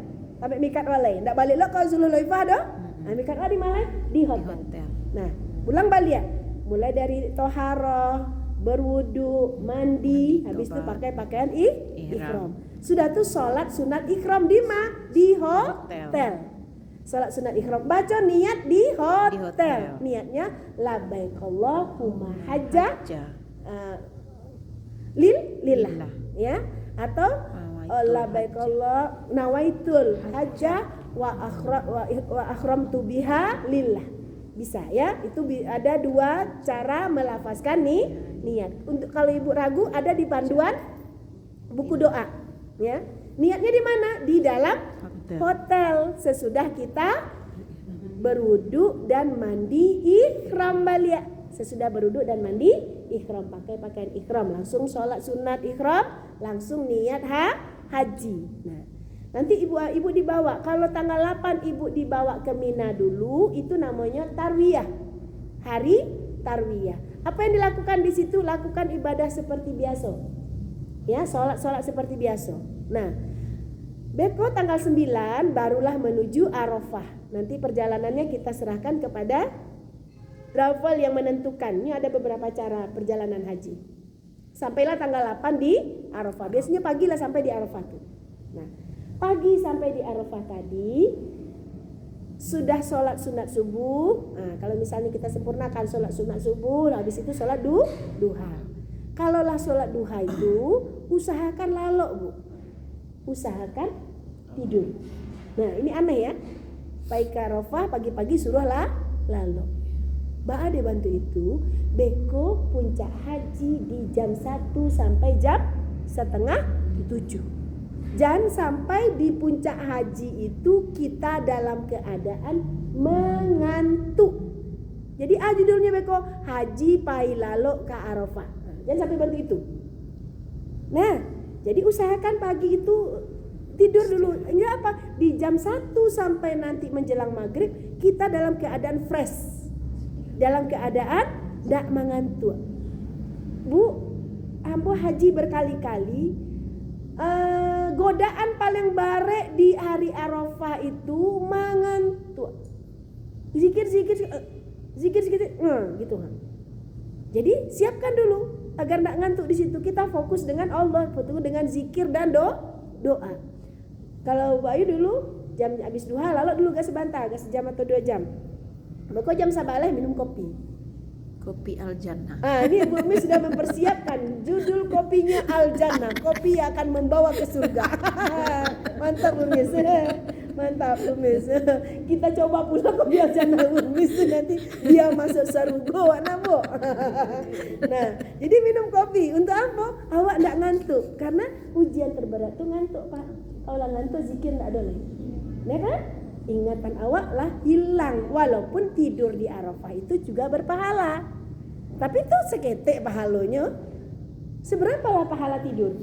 Oh ya kan? Apa yang kita inginkan? Pahala zikir dan taubat kita diterima.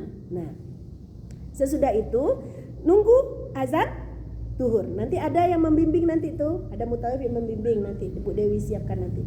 Sesudah nanti azan zuhur. Nah, kalaulah azan duhur di tanggal 9 di Arafah itu Bu, itu pas azan Allahu Akbar kata muazzin, itu Allah sedang mengumpulkan malaikat di langit.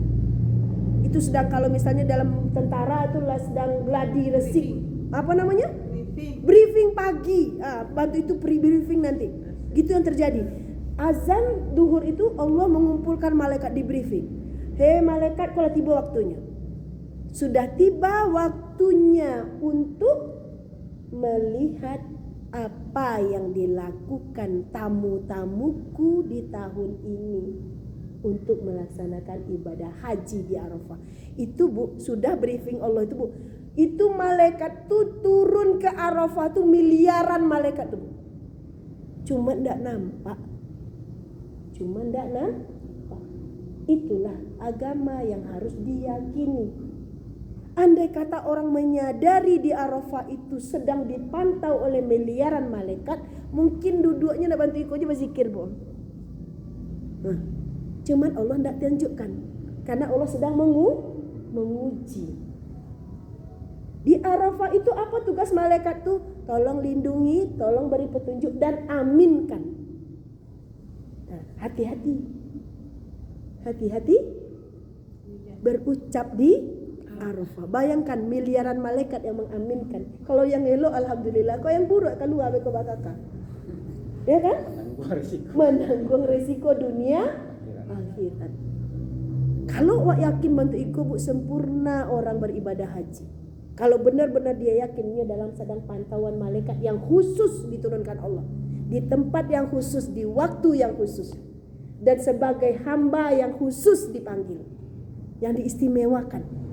Nah, jadi jangan lalaikan sedetik pun. Bahkan Boy bilang jangan lalaikan sedetik pun di Arafah itu tanpa mengingat Allah. Kesempatannya belum tentu terulang. Ya kan Pak? Belum tentu terulang. Nah, gunakanlah di situ. Daripada banyak mengecek, lebih banyak diam. Atau berzikir, atau buka Quran. Ya, tapi banyak godaannya di situ Bu. Hah? Banyak Godaannya. Iya, godaannya Bu. Lalu tidur, mau selfie. Ya kan Bu? Betul kan Bu? Zaman kini itu apa godaan terberatnya? Selfie. Video call. Video call. Tak perlu Bu. Kalau ingin minta doa, tulis. Kalian minta doa, tulis. Bawa je tulisannya. Jangan ganggu Abu di Arafah. Iya. Tuh, anak-anak, ayo ke doa tulis. Masuk ke atas. Tiba di Arafah buka. Baca. Jangan mau diganggu. Suami bye-bye dulu Bu Mes. 9 jam, 6 jam. Iya. Mau apa-apa, tulis Pak. Nah, anak gitu juga. Tidak ada video call lah Pak. Bedakan awak jojo orang lain. Ibu lihat sendiri kan Bu? Video call berjam-jam. Mau di rumah tadi anak Ba'a aja lah. Tinggalkan duniawi dulu. Tinggalkan dulu 6 jam ya Pak. Allah minta 6 jam.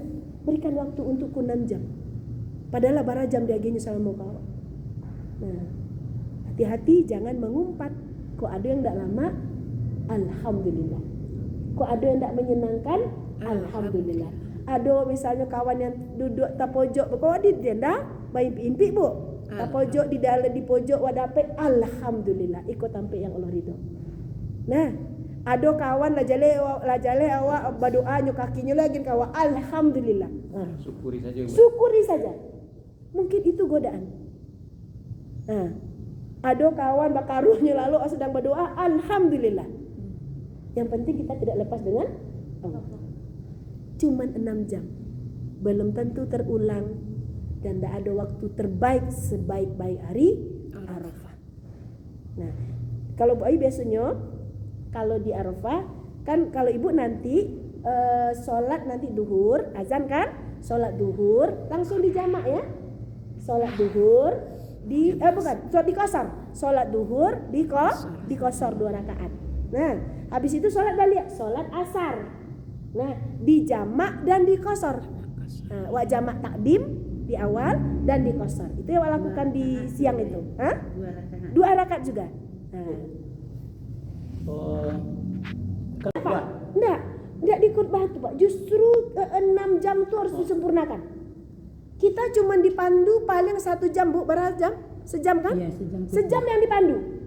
Sedangkan waktu berapa jamnya tersisa? 5 jam. 5 jam. Itu yang disisiakan orang ya Bu.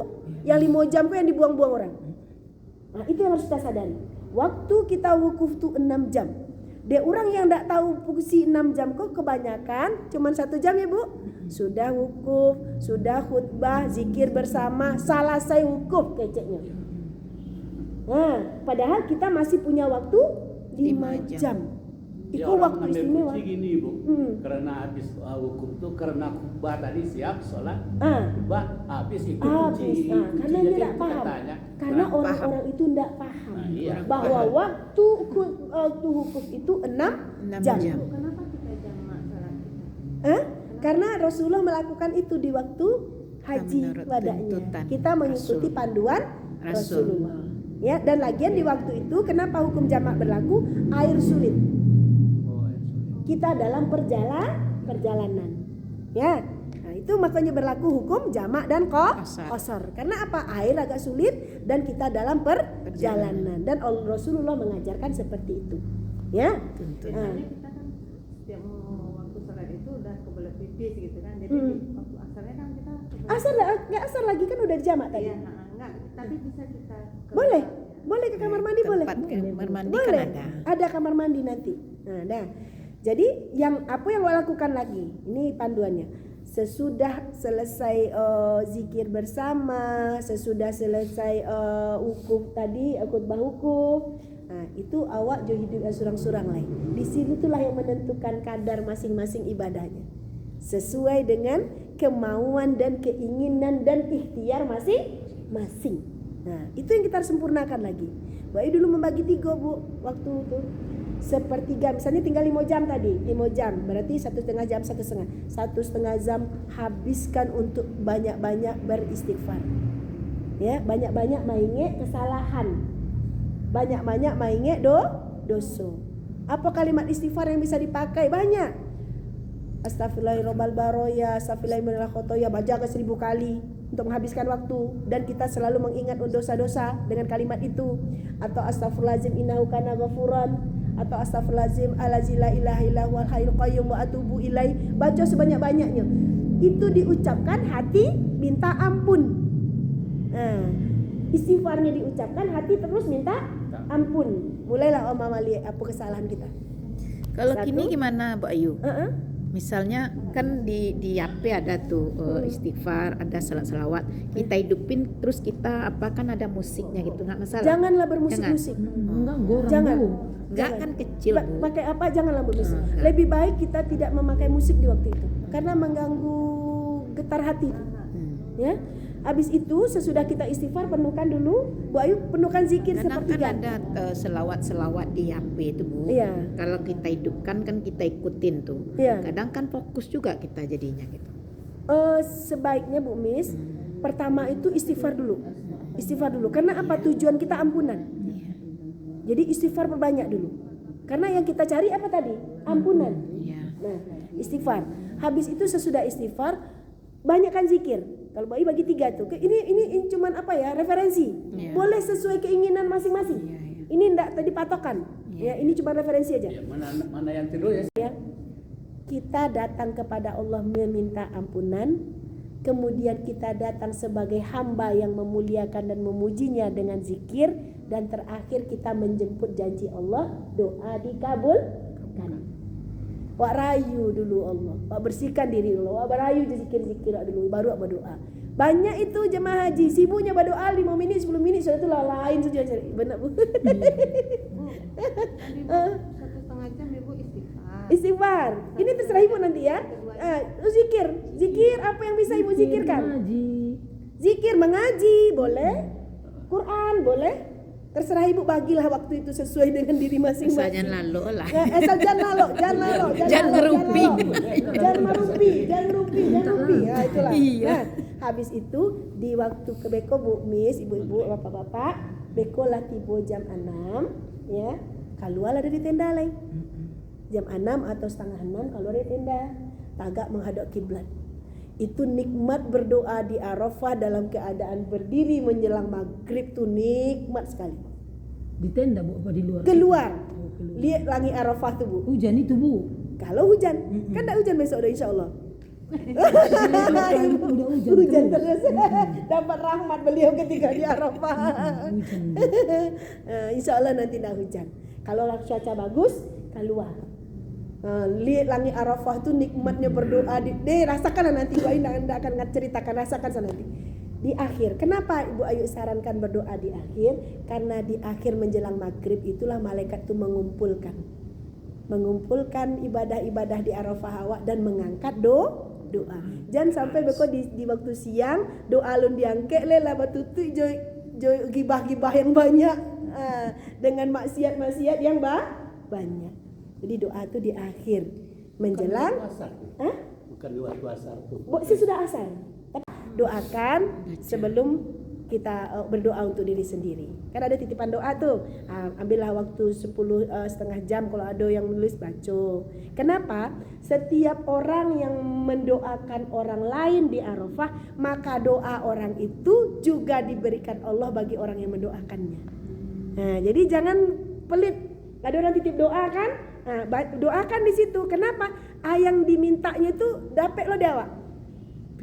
Dapat bagi orang yang mendoakannya di waktu Arafah. Itu kuncinya. Nah, Bu Ayu mau titip kertas sama Bu Mis nanti. Itu Iya. sifat doa itu per orang. Per orang. Doa sesuai kebutuhan dan keinginan. Ya Pak? Enggak kalau orang besar. Hah? Kalau doakan keluarga saya, Iya. keluarga itu kan bukan satu. Iya, Pak gini. Doakan keluarga Ambo waktu di Arafah kan misalnya apa ingin siapa tuh minta doa.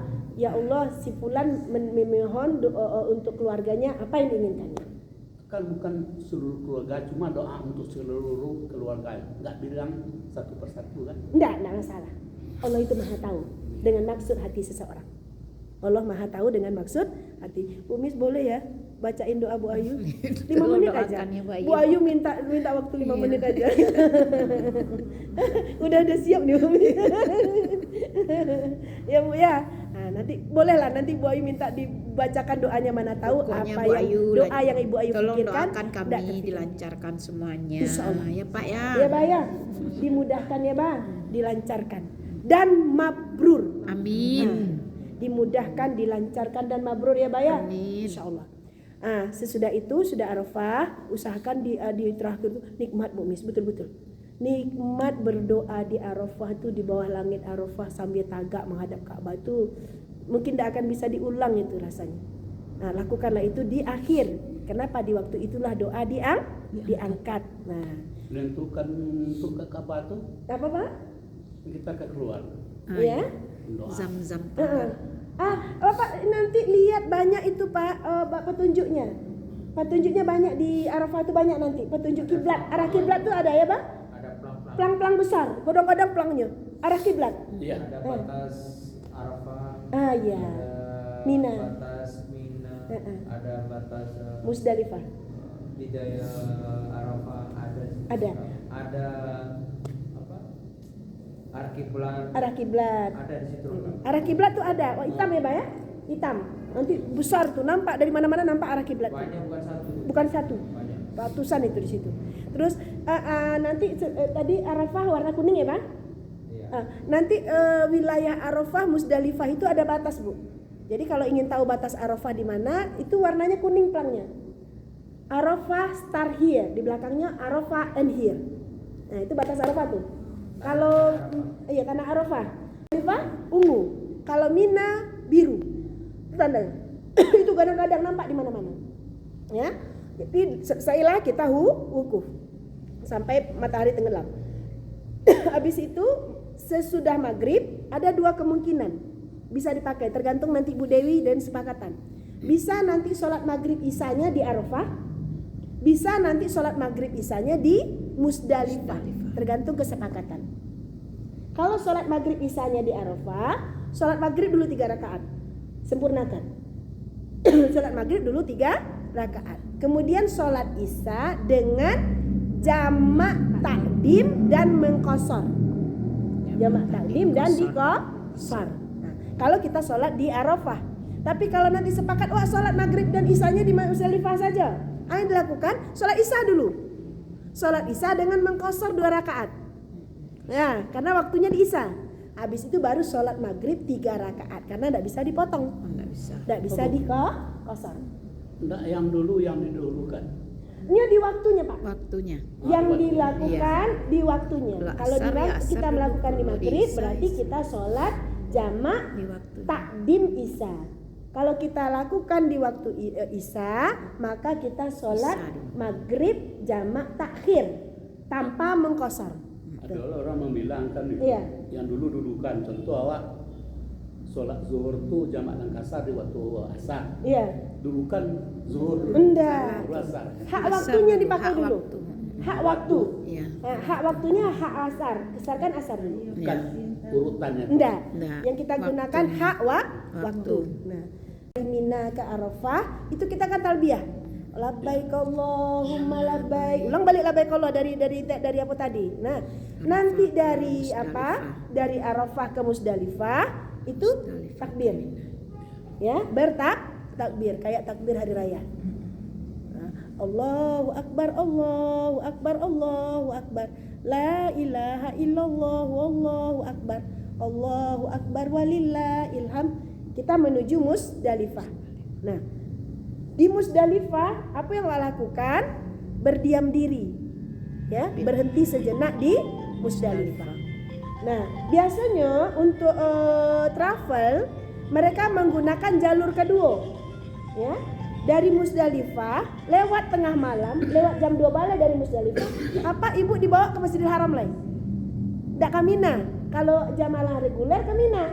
Tapi apa aja ibu biasanya kalau travel tidak dibawanya ke Mina karena hanya mencari yang sepi untuk memudahkan dalam proses ibadah haji. Jadi Lama Musdalifah itu dari maghrib sampai jam 12 malam. malam.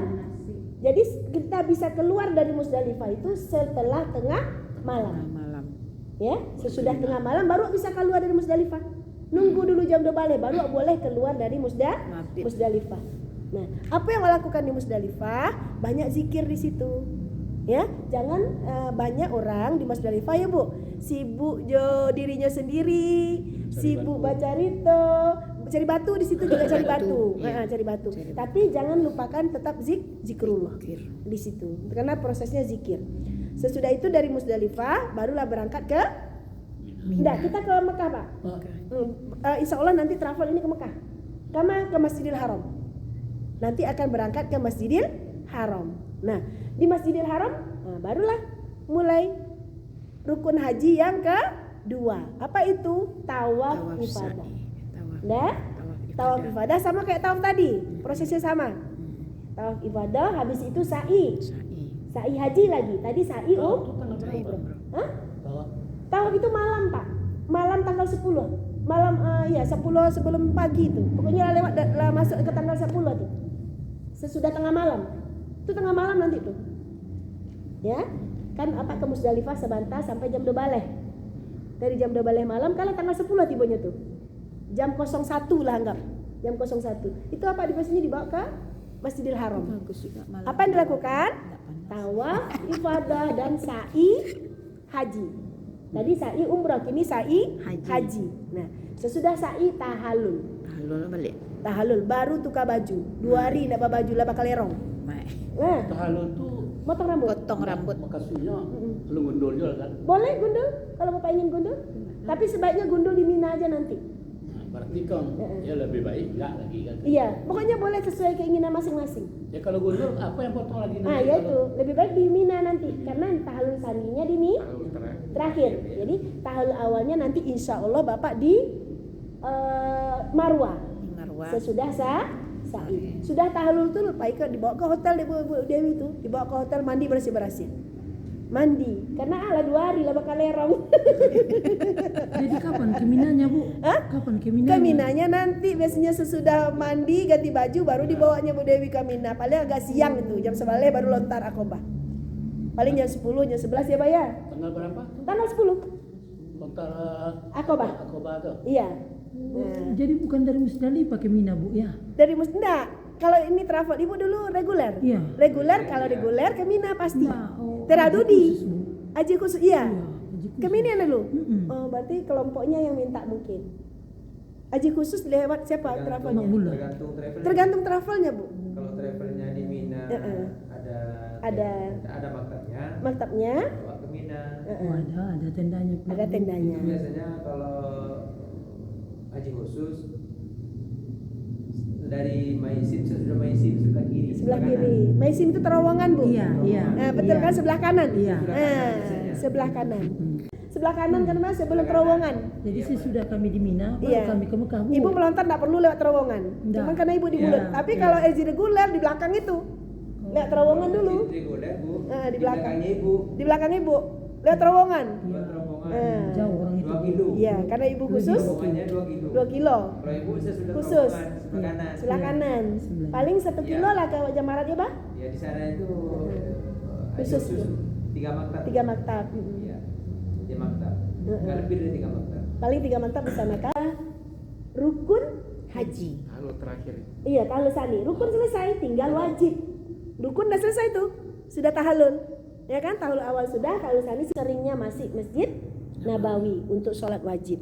Arba'in itu juga sesuatu yang baik. Bukan sesuatu yang istilahnya memang dhaif, tapi di apa namanya tuh? Disarankan agar bisa kita lakukan. Apa akibat dari arba'in? Kita akan disiplin, apalagi untuk bapak-bapak, disiplin untuk sholat berjamaah di masjid. Nah, untuk ibu-ibu bantu juga disiplin dalam sholat berjamaah. Nah, itu gunanya. Jangan mentang-mentangnya dhaif kita ringankan juga, jangan. Tapi tujuan yang paling inti jangan pula sampai hilang. Kita tidak paham. Nah, sejalanan kita jauh nih dan berhari-hari. Dan ndak satu kota yang awak jalan itu ke negara lain, ya. Jadi di pintu rumah jangan lupa baca ayat kursi.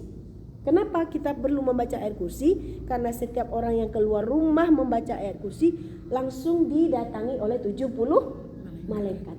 Apa tugasnya? Menjaga dan memberikan petunjuk. Ya, awak dijagonya awak, diaginya petunjuk. Nah, dilindunginya awak dia malaikat tadi sampai awak balik ke pintu sampai membaca tadi. Ya.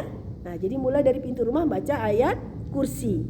Nah, setelah itu sampai kita ke Madinah dulu ya. Ya. Yang ke Madinah. Nanti Bu Mis yang jelaskan nanti kapan berangkat Madinahnya ya. Nanti perjalanannya di Bu Mis. Sebelum berangkat menuju kota Madinah, ya, ingatkan jamaah untuk memasang niat di Bu Mis. Niatnya apa? Ya Allah, kami lakukan safar ini untuk menziarahi kekasih-Mu Rasulullah Sallallahu Alaihi Wasallam. Pasang niat. Awak pergi ke Madinah itu untuk apa? Untuk ziarah Rasul. Jadi banyak orang yang haji, boleh Pak tanya, mangga ke Madinah? Jawabannya Pak. Kalau selama ibu tanya jemaah haji ke Madinah mangga? Arba'in. Ibu Patang mungkin masih arba'in, dia baru nak Bu. Kini luruskan niatnya. Arba'in tuh hadisnya dhaif. Hadisnya sendiri dhaif, tapi dihasankan oleh beberapa ulama karena baik untuk memperbaiki cara beribadah orang-orang yang pulang dari ibadah haji dan umrah. Sebenarnya apa tujuan kita ke Madinah? Menziarahi Rasulullah. Apa dasarnya? Rasulullah berkata kepada Ibnu Umar, kalau nanti umatku melaksanakan ibadah haji atau umrah tidak menziarahiku ke Madinah, itu berarti dia sudah menunjukkan dia tidak mencintaiku. Jadi kalau orang tidak pergi haji, umrah tidak pergi ke Madinah berarti tidak mencintai Rasul. Itu yang pertama. Yang kedua, apa kata Rasulullah? Siapapun umatku yang berhaji dan umrah menziarahiku. Tadi kan kalau tidak menziarahi, kalau kita lakukan menziarahiku ke Madinah, maka dia berhak mendapat syafaatku. Itu janjinya Rasulullah. Dia berhak mendapat syafaat. Sekarang kita kaji. Apa perlunya syafaat? Apa syafaat tadi? Itu harus kaji. Kenapa Rasulullah menjanjikan syafaat kalau bagi orang haji dan umrah yang menziarahinya? Ya kan? Amin. Kenapa Rasulullah menjanjikan syafaat kepada umatnya? Karena Rasulullah punya tiket doa. Rasulullah punya tiket doa yang lun dipakainya lah. Ada satu tiket doa kepada Allah untuk umatnya yang lun digunakan oleh Rasulullah. Untuk umatnya, untuk awak lun digunakan Rasulullah. Kenapa? Suatu saat malaikat Jibril bertanya ke Rasulullah, ya Rasulullah, semua nabi dan rasul sudah mendoakan umatnya dan Allah kabulkan. Sedangkan engkau belum sampai sana ini belum mendoakan umatmu, kata Jibril. Apa kata Rasulullah? Jibril, aku simpan. Aku simpan doaku tadi untuk seluruh umatku hingga bisa kujadikan syafaat. Agar bisa kujadikan pertolongan bagi mereka di mana tidak ada satu nabi dan rasul pun yang akan mampu menolong umatnya. Di masa syafaat tadi akan diberikan Rasulullah di 4 tempat yang dah ada sampai minta tolong leh. Awak nak punya tampek mengadu leh, minta tolong. Bahkan nabi-nabi lain pun tak bisa menolong umatnya kecuali Rasulullah. Karena Rasulullah menyimpan satu tiket doa kepada Allah yang dijanjikan Allah dan Allah Rasulullah gunakan nanti di mana. Ya? Kira-kira lah siap Bu? Lah siap kepada mahsyar? Nah, makanya kita kejar syafaat. Kita ke Madinah mengejar syafaat. Beko di timbangan lah siap kira-kira Pak? Sangat belum. Termasuk Amba. Sangat belum. Makanya kita butuh syafaat. Yang ketiga yang paling menakutkan di sirat. Siratal mustaqim. Jembatan. Siratan mustaqim. Iya. Disitulah nanti Rasulullah akan mencari umatnya untuk diagih pertolongan. Nah, dicari, Pak, awakku dicari dek Rasul. Tapi siapa yang paling mudah Rasul temukan? Siapa yang paling capek mendapat pertolongan? Yang banyak berselawat. Yang paling banyak Bersolawat. bersolawat. Jadi awak pergi ke Madinah kini, Pak, untuk mengajar syafaat. Ba'a cara mengajarnya, perbanyak solawat di kota Madinah. Hadirkan Rasulullah di kota Madinah. Di hati awak. Nah, kita mengejar syafaat. Yang awak cari syafaat. Agar apa? Nanti Rasulullah mudah menemukan kita untuk diberikan pertolongan. Apa yang harus lakukan di Madinah? Kejarlah doa Rasulullah. Awak kerja ke Madinah untuk mendapatkan doa dari Rasul. Dari mana kita mendapatkan doa dari Rasulullah? Dari ucapan salam. Awak bisa mendapatkan doa dari Rasul sebanyak-banyaknya awak menyampaikan salam. Nah, Bapak masih ingat berapa kali kita salam ke Rasulullah setiap hari? Setiap salat, Bu. Setiap sholat. Di waktu apa itu, Pak? Baca Tahiyat. Tahiyat. Apa kalimatnya, Pak? Allahumma shalli ala Muhammad wa ala ali Muhammad. Ini masih selalu gitu ya, Bu Miss? Assalam. Itu sholawat. Itu sholawat. Yang saya tanya salam. Assalam. Ini beda dua. Kalau salawat tujuan kita syafaat. Iya. Tujuan kita ini sholawat. Allahumma sholli ala sayyidina Muhammad wa ala ali sayyidina. Apa yang kita tuju? Syafaat Di Rasul. akhirat. Nah, ini ada pertanyaan dulu. Kita mencari doa Kita sedang mencari doa dari Rasulullah untuk diri kita. Cara mendapatkan doa dari Rasul membaca salam. Assalamualaikum. Ini yang belum sering banyak tidak dipahami oleh jamaah. Bagaimana kita mendapatkan doa dari Rasulullah? Dari ucapan salam. Setiap hari orang Islam yang melakukan sholat 5 waktu sehari semalam pasti menyapa Rasulullah dengan salam sebanyak 9 kali. Waktu apa itu? Waktu membaca tahiyat. Nah, at-tahiyatul mubarakatus sholawatut thayyibatul lillah. Ya. Itu dia. Assalamu alaika ayyuhan nabiyyu wa rahmatullah wa barakatuh. Nah, tadi yang mau bilang tadi, Pak, barusan dijawab sama Rasul. Apa jawaban Rasulullah menjawabnya? Waalaikumsalam warahmatullahi wabarakatuh. Tapi tak terang ada. Kok bisa Bu Ayu menyampaikan itu? Karena Rasulullah berkata kepada Abu Hurairah, setiap umatku yang menyapaku dengan salam, maka Allah kembalikan ruhku untuk menjawab salam dari umatku. Nah, jadi Rasul itu tidak mati karena dia selalu menjawab salam dari umatnya, karena selalu dikembalikan oleh Allah ruhnya. Salamu kok, Pak. Bapak Ibu menyapa Rasulullah karena tidak tahu apa arti dari sapaan itu, makna dari sapaan itu, tujuan dari sapaan itu. Apa yang terjadi? Bantu orang masuk ke rumah. Ada orang masuk ke rumah awak, menyapo tapi sambil malengo. Tidak ada perasaannya ke tuan rumah. Gitulah perumpamaannya. Itulah yang lakukan yang masih sering kita lakukan salamoko ketika sholat. Ketika apa? Rasulullah jawab salam. Waalaikumsalam warahmatullahi wabarakatuh. Apa artinya? Selamatan untukmu, berkah dan rahmat Allah. Jadi awak salam itu untuk dapat apa? Dapat doa dari Rasulullah. Untuk doa apa? Doa keselamatan, doa rahmat dan berkat dari Allah. Bayangkan yang mendoakan awak setiap hari Rasulullah Sallallahu Alaihi Wasallam. Bako perlu ikut disampaikan di waktu manasik karena apa? Jadi ibu beko ke Raudhah di Madinah masuk Masjid Nabawi. Yang dikejar apa? Raudhah. Ya, biasanya pasti setiap jemaah haji dan umroh yang dikejar ke Madinah Raudhah ya Bu. Nah, yang awak lakukan di situ? Sholat sunat ya. Yang utama di Raudhah itu Bu, sampaikanlah sebaik-baiknya salam Salam kepada Rasul. Bayangkanlah, salamoko awak sampaikan salam dengan jarak berapa mil dari Indonesia ke Madinah. Kini awak sampaikan salam itu di hadapan Rasulullah. Mungkin tinggal 2-3 langkah di hadapan Rasulullah. Dan di waktu akhir salam itu langsung Rasulullah jawab. Langsung Rasulullah doakan.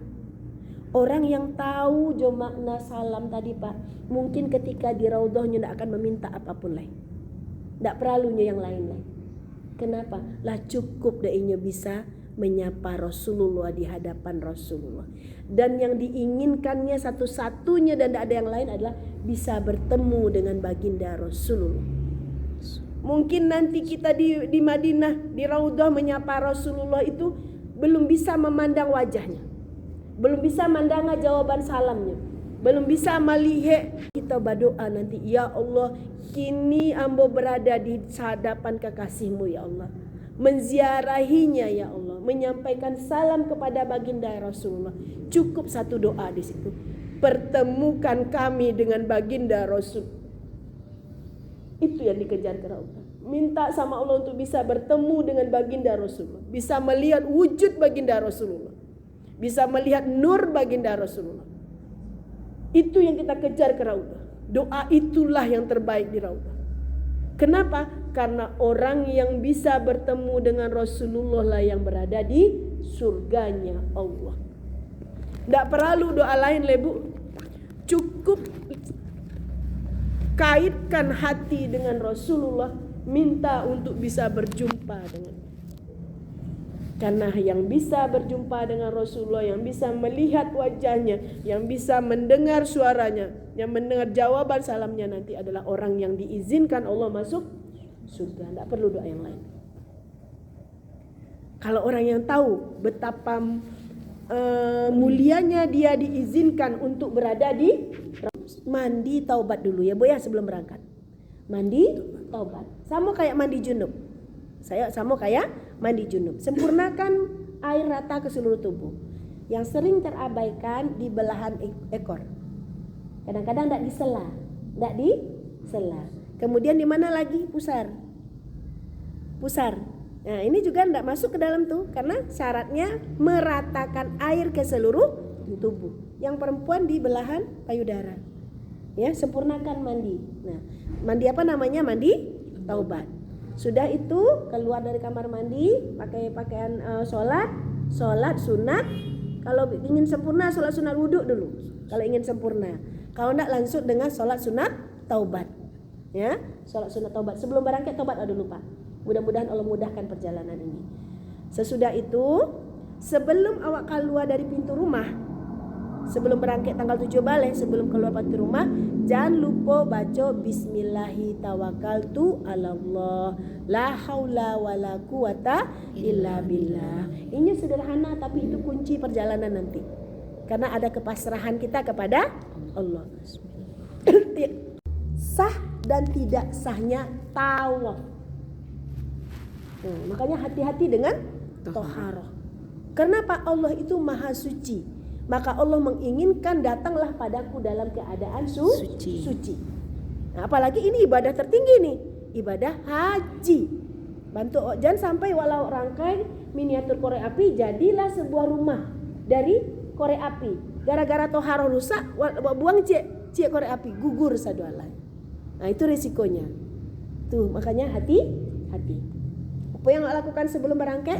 Sempurnakan toharoh. Mulai dari rumah menyempurnakan toharoh. Dan toharoh ini harus kita sempurnakan terus di waktu sholat dan di waktu ibadah yang lain. Toharoh perempuan ibu udah tahu ya? Sudah ya? Harus dicolek. Ya, bapak juga jangan lupa diurut. Kenapa Bu Ayu ingatkan? Karena nanti bapak pakai ihram. Kalau tidak sempurna nyoka luar pak, beko menetes kain ihram. Apa yang terjadi? Tidak sah sholatnya, tidak sah tawafnya, tidak sah hajinya nanti. Makanya Bu Ayu bilang toharoh ini ibarat satu korek api dari sebuah miniatur korek api. Yang tidak boleh keluar dari rumah sejam atau 2 jam sebelum ngapai ke kamar mandi dulu. Ya Pak, ke kamar mandi. Apa yang mau lakukan? Toharoh. bersuci. Bersuci ini bukan sesuatu yang harus disepelekan. Ini hal yang kecil. Tapi kalau awak abaikan bersuci ini nanti di ibadah haji, bantu awak merangkai miniatur dari korek api. Nah, awak rangkai miniatur dari korek api lah Pak. Kita abaikan toharoh tadi. Ya, misalnya rukun syaratnya atur bentuk kita mengatur suatu bangunan berbentuk korek api. Kalau kita mengabaikan toharoh dalam ibadah, ya, ibadah haji dan sholat, ibadah haji, tawafnya nanti kalau kita abaikan, bantulah selesai dewa miniatur dari korek api, awak ambil cik korek apinya karena kesalahan tadi. Tuh lapen cik korek apinya gugur. Orang yang tak paham Bu, pai haji di 6 jam itu beko. Nanti cara hajinya nanti kita jelaskan. Beko nyepai lalok di situ. Yang pai Arafah tadi. Kalau nak nyepai mota, kalau naknya selfie, itu yang sering terjadi karena nak memahami yang dicari, yang dikejarnya yang waktu 6 jam di Arafah. Nggak lu 24 jam dah Pak, di puncaknya itu cuma 6 jam. Itu kuncinya. Kunci haji itu di 6 jam ketika kita berada di Arafah. Nah, jadi kita mulai lagi ya Pak ya. Kita akan mulai biar mudah Ibu Miss, mulai dari perjalanan awal sampai nanti pelaksanaan haji, ya. Agar Iko benar-benar bekal boleh kasihkan, ya. Kalau bisa, ini catatannya lah ada di sini, ya. Catatannya nanti ada di sini, ya. Bisa diulang di rumah. Nah ya, kita mulai dari rumah ya Pak. Wak kapai tanggal 7 balik. Ibu kabar angket tanggal 7 balik. Yang harus Wak lakukan dalam perjalanan ini. Kita mulai pahami apa yang kita putar aja enggak boleh. Enggak terjadi. Jangankan kita, ini suami Bu Ayu dulu misi haji ya. Misi haji itu seharusnya nyelah tahu jalan, berputar-putar aja di Musdalifah enggak bisa keluar. Kenapa? Karena mungkin sebelum berangkat mereka juga melakukan hal tersebut. Padahal itu orang yang bisa diberikan fasilitas, orang yang tahu jalan. Nah, Allah di situ, rahasia Allah di sana nanti. Arafah, Musdalifah, Mina, di situ rahasianya. Mungkin suatu saat ada satu kelompok yang mungkin nyasar. Tapi kalau kita, misalnya ada ibu dalam satu kelompok, ibu nyasar lah kelompok. Mungkin ibu nyasar, tapi kalau orang itu tidak melakukan jidal, dia akan tenang. Allah berikan ketenangan. Nah, sehingga apa? Ndak gelisah ketika perjalanan, dan Allah berikan hikmah dalam perjalanannya. Allah akan berikan hikmah. Bu Ayu merasakan sekali di setiap haji, perjalanan haji. Bu Ayu haji 15 kali, bawa anak Pak. Bawa anak. Pernah bawa anak bayi umur 2 bulan di bawah haji. Dalam perjalanan hati itulah Bu Ayu yakin bahwa kalau kita berjalan dari Arafah, Musdalifah, Mina, bisa menahan hati, bisa menahan diri, bersabar dengan apapun yang terjadi, hati itu lapang. Inilah yang kita cari di perjalanan itu. Bukan capek sampainya, ada kelapangan hati. Dan dalam perjalanan itu ada hikmah-hikmah yang bisa kita dapatkan, yang mungkin tidak akan diberikan kepada orang-orang yang berseteru tadi. Orang-orang yang jidal, mengumpat kemudian berbantah-bantahan. Kalau ada apa terima aja, sabar. Bilo katibo cek Tuhan, itu waktu terbaik. Nah, kalau kita ada di hati begitu tenang, nanti akan dipermudah sama Allah jalannya. Tapi kalau lah kok supir yang salah, kok iko yang salah, menyalah-nyalahkan orang, berputar-putar Bu. Atau ada sesuatu yang tak bisa keluar. Nah, itu kunci perjalanan. Ini memang harus kita pelihara dalam perjalanan puncak haji itu kan 5 hari. 8, 9, 10, 11, 12 atau 13. Nah, itu yang haji. Yang haji itu cuma 5 hari atau 6 hari. Itu yang haji. Ya. Haji itu cuma 5 hari sampai 6 hari. Bisa 5 hari, bisa 6 hari. Tergantung kesepakatan kita nanti. Nah, yang haji itu sendiri Pak, itu cuma 6 jam. Haji yang Kibu Kaja, kita Bapak setor sekarang ke travel 185 juta. Untuk apa uang tadi? Agar bisa berada di Arafah, ya kan? Karena apa? Al-Hajjah Arafah. Kalau tidak bisa kita di Arafah di tanggal 9 itu, awak tidak haji. Walaupun semua rukun yang lain kita kerjakan, ya, tidak haji. Yang kita kejar adalah hari Arafah dan waktu Arafah. Hari Arafahnya tanggal berapa? Tanggal 9. Jamnya apakah 24 jam? Enggak, cuma 6 6 jam. Haji itu puncaknya cuma 6 jam. Bila tuh Pak? Sesudah azan duhur tanggal 9. Azan duhur jam 1 dah. Kita anggap jam 1. Sampai beko menjelang maghrib sebelum azan maghrib. Jam setengah 7. Lebih kurang 6 jam. Jadi yang wak kaja untuk pai haji ini ya waktu yang 6 jam di Arafah itu. Itulah yang puncak haji. Yang jangan sampai tersia-siakan walaupun semenit. Walaupun semenit. Yang wak cari, yang wak upayakan kini yang janji yang kedua, Allah akan mengabulkan setiap doa dari orang yang melaksanakan ibadah haji dan umrah.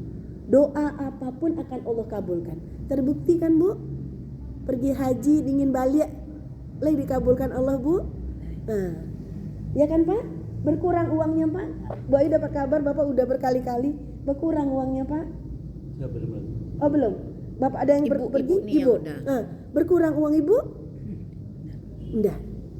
Tambah berkah kan Bu? Janji Allah. Setiap rizki yang betul-betul kita ikhlaskan ke tanah suci, maka akan Allah ganti dengan berlipat ganda. Kemudian apa? Doa-doa kita selama mulai dari perjalanan itu adalah doa-doa yang akan diijabah. Yang akan diijabah Allah. Yang akan dikabulkan Allah. Maka dari itu, hati-hati dengan lidah dalam perjalanan haji dan umrah. Kenapa? Jangan-jangan ketika mengucapkan sesuatu yang buruk dijadikan doa. Itu kita hati-hati. Makanya di dalam haji dan umrah itu Allah memberikan 3 pantangan. 1 wala fusuka, tidak boleh berbuat fasik. Itu pantangan, bukan hanya ketika berikhram itu ya Bu ya. Mulai dari berangkat itu pegang sudah, wala fusuka, berbuat fasik. Apa ciri-ciri utama orang fasik? Sombong, takabur. Itu pantangan itu. Sombong, takabur. Yang kedua, tidak mengakui salah. Inilah tahunya salah, tapi tidak merasa salah. Yang ketiga, ala salah, diulang balik. Itu fasik. Ciri-ciri orang fasik. Sombong, takabur, tidak mengakui kalau salah, dia salah, diulang lagi. Dan merasa Allah tidak melihat. Itu ciri-ciri orang fasik. Nah, itu pantangan. Jadi kita berjagalah itu agar sifat-sifat itu tidak ada di diri kita dalam ibadah ini. Tidak ada sombong, tidak ada takabur. Tetap mengingat salah tidak. Kita kira istilahnya mawas diri. Selalu menghitung diri. Itu yang diinginkan Allah. Nah, yang kedua apa larangannya? Nah, ini yang harus betul-betul dijaga. Jidal. Wala jidal. Jidala itu ucapan. Ya. Itu larangan tuh, pantangan tuh. Jidal, ya. Ucapan yang isinya umpatan, ya. Kemudian berbantah-bantahan. Nanti yang berat itu Bu Mis, perjalanan nanti dari Arafah, Musdalifah, Mina. Itu ujiannya itu jidal. Ujiannya itu jidal. Kalau tidak mau salah paham. Ya Bu? Itu tuh ujian terberat, Ibu telah merasakan, ya kan Bu? Salah paham. Salah paham itu apa yang terjadi? Bebantah-bantahan. Nah, itu ujian terberat itu dari Arafah, Musdalifah, Mina. Karena kita berkelompok. Orang yang di sekelompok itu belum saling mengenal baik.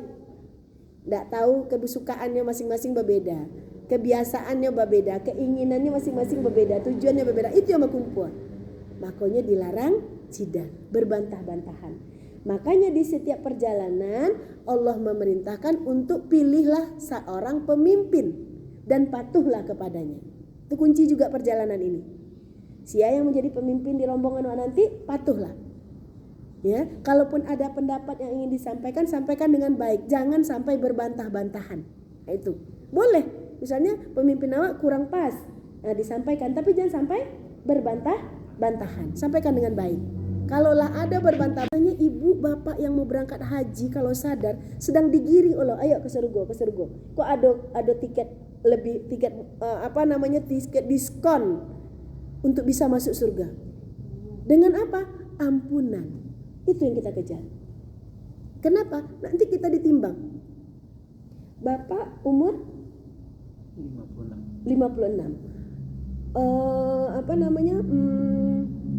Balik 3 balik. Berarti 56 kurang 3 balik 43. Nanti suatu saat nanti kalau usia Bapak di berakhir di usia 46 itu, ada orang yang usianya berakhir ini akan menyerahkan 46 kitab. Yang setiap tahun ada satu kitab yang diserahkan. Ada 46 kitab kan? Kitab rakib dan atib. Masing-masing 46. Andai kata kesempatan haji ini Pak, Allah jadikan Bapak orang yang diampuni. Bayangkan. 46 kitab dari malaikat atid ini hilang. Tidak perlu apapun ke Allah nanti lagi. Tidak perlu diunjukkan ke Allah lagi. Tidak perlu ditimbang. Sedangkan 45 kitab amal apa tetap tanpa cacat sedikit pun. Itulah makanya Allah menjanjikan ampunan dalam ibadah haji dan umrah. Karena apa? Sebetulnya orang-orang yang pergi itu sedang digiring Allah ke surganya Allah. Cuman apa? Kadang-kadang mereka tidak sadar. Karena mungkin mereka tidak tahu. Karena mereka tidak paham. Nah ini yang disebut dengan ruhnya ibadah dalam ibadah haji dan umrah. Kadang-kadang orang pergi umrah itu ketika manasik cuma diajarkan tawaf sa'i. Tidak digali apa yang ada di dalam proses ibadah itu. Itu yang kita gali. Nah bayangkan nanti catatan amal-amal lah. Catatan yang kita takutkan di hadapan Allah nanti ke malaikat atid. Jangankan satu buku catatan yang akan ditimbang nanti. Ditimbang itu dihisap dulu. Diteliti satu persatu. Berapa lama yuk dihisap. Kalau hilang catatan itu berapa lama, Bapak lebih mudah cepat ke surga. Yakin enggak Bu? Kalau kitab ini tidak ditimbang, tidak ada, berapa lama nanti kemudahan Bapak untuk bisa cepat sampai di surganya Allah. Itu yang Bapak kejar ke tanah suci. Dan memang dalam perjalanan nanti jangan berharap perjalanan yang mudah. Ya, banyak orang pergi haji yang diinginkannya kemudahan. Ya, bagaimana bisa Allah masukkan ke surga dari awalnya lah pingin mudah, tanpa ada ujiannya, tanpa ada tantangannya, sedangkan yang akan diberikan Allah adalah surga. Jadi orang payah haji, jangan umroh, jangan berpikir untuk mendapatkan kemudahan. Kalau Allah berikan adalah alhamdulillah. Kalau indah itu adalah satu jalan bagi Allah untuk menentukan kita berhak tidak mendapatkan ampunan tadi. Itu yang akan menentukan. Berhak tidak katanya Allah kita mendapatkan ampunan tadi untuk kita. Kita hitung aja per hari 24 jam berapa menit yang kita berikan waktu kita untuk Allah. Sholat 5 waktu mungkin 5 menit kali 5 25 menit. Itu pun tak sempurna kita serahkan untuk Allah ya Pak. Tunggang balik awak bisa ruku, bisa khusyuk. Tapi kini dalam ibadah ini Allah menuntut, gunakanlah waktu yang diberikan selama ibadah ini untuk selama perjalanan ibadah haji ini hanya untuk beribadah kepada Allah. Buang semua yang di dunia. Bisnis dulu lupakan ya Pak. Karajo dulu lupakan ya Bu. Anak, cucu, keluarga tinggalkan dulu. Kini waktu kita bersama Allah. Itu yang diinginkan Allah.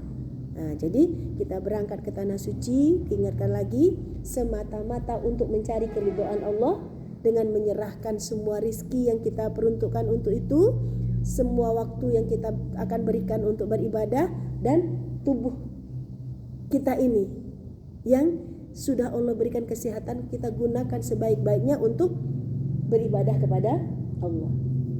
Itu sudah terjawab. Mengapa ke tanah suci? Sekarang siapa? Siapa awak di Beko Tibo di Mekah dan Madinah? Siapa kita? Kita adalah tamu Allah. Nah, sekarang ini istimewa. Kita sebagai tamu Allah. Kita tamu berarti tuan rumah kita sekarang Allah. Nah, setiap tamu apa yang diinginkan seorang tuan rumah kepada tamunya? Yang diinginkan memuliakan tuan rumah. Nah, itu kata kuncinya. Kita menjadi tamu Allah. Konsep di dalam pikiran kita, perjalanan ini kita gunakan semata-mata untuk memuliakan Allah. Semata-mata untuk memuliakan Allah.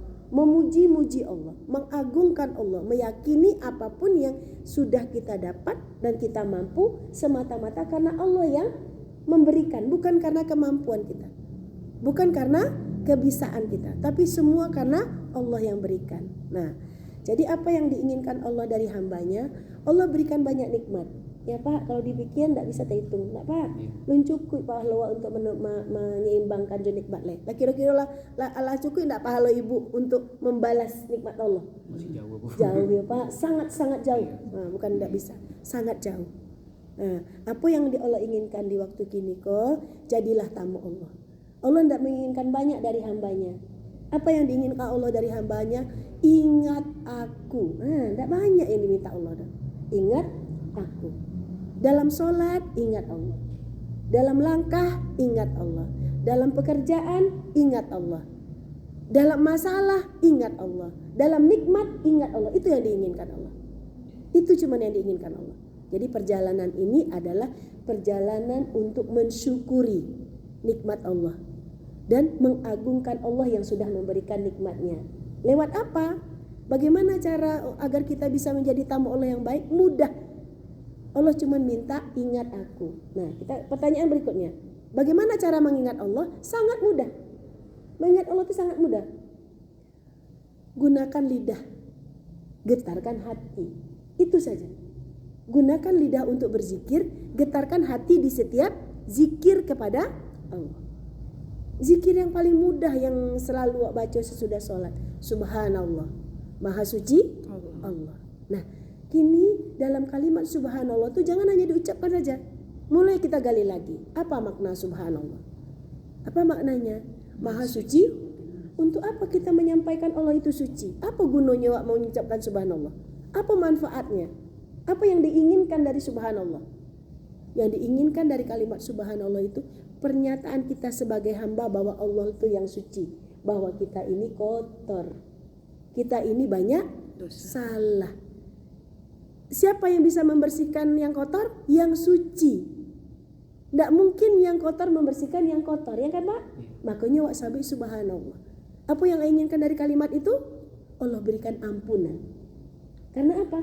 Kita menyandarkan kalimat itu kepada Allah yang suci untuk disucikan, untuk dibersihkan. Alhamdulillah, segala puji bagi Allah. Disitulah letaknya kita menunjukkan kepada Allah untuk mengimbangi nikmat Allah yang Allah berikan. Sebanyak itu nikmat kita imbangi dengan apa? Rasa syukur. Rasa syukur memuji Allah. Nah, Allahu Akbar. Nah, ini kita cari lagi. Allahu Akbar. Apanya yang besar dari Allah, Bu? Apanya yang besar? Kuasanya. Kuasanya. Apa lagi? Kasih sayangnya. Yang kasih sayang Allah. Apalagi ampunan Allah. Apalagi rahmat Allah. Itu yang sedang wak kejar kini. Kasih sayang Allah, kuasa Allah, rahmat Allah. Itu yang sedang wak kejar nanti ke tanah suci. Nah, la haula wala quwata illa billah.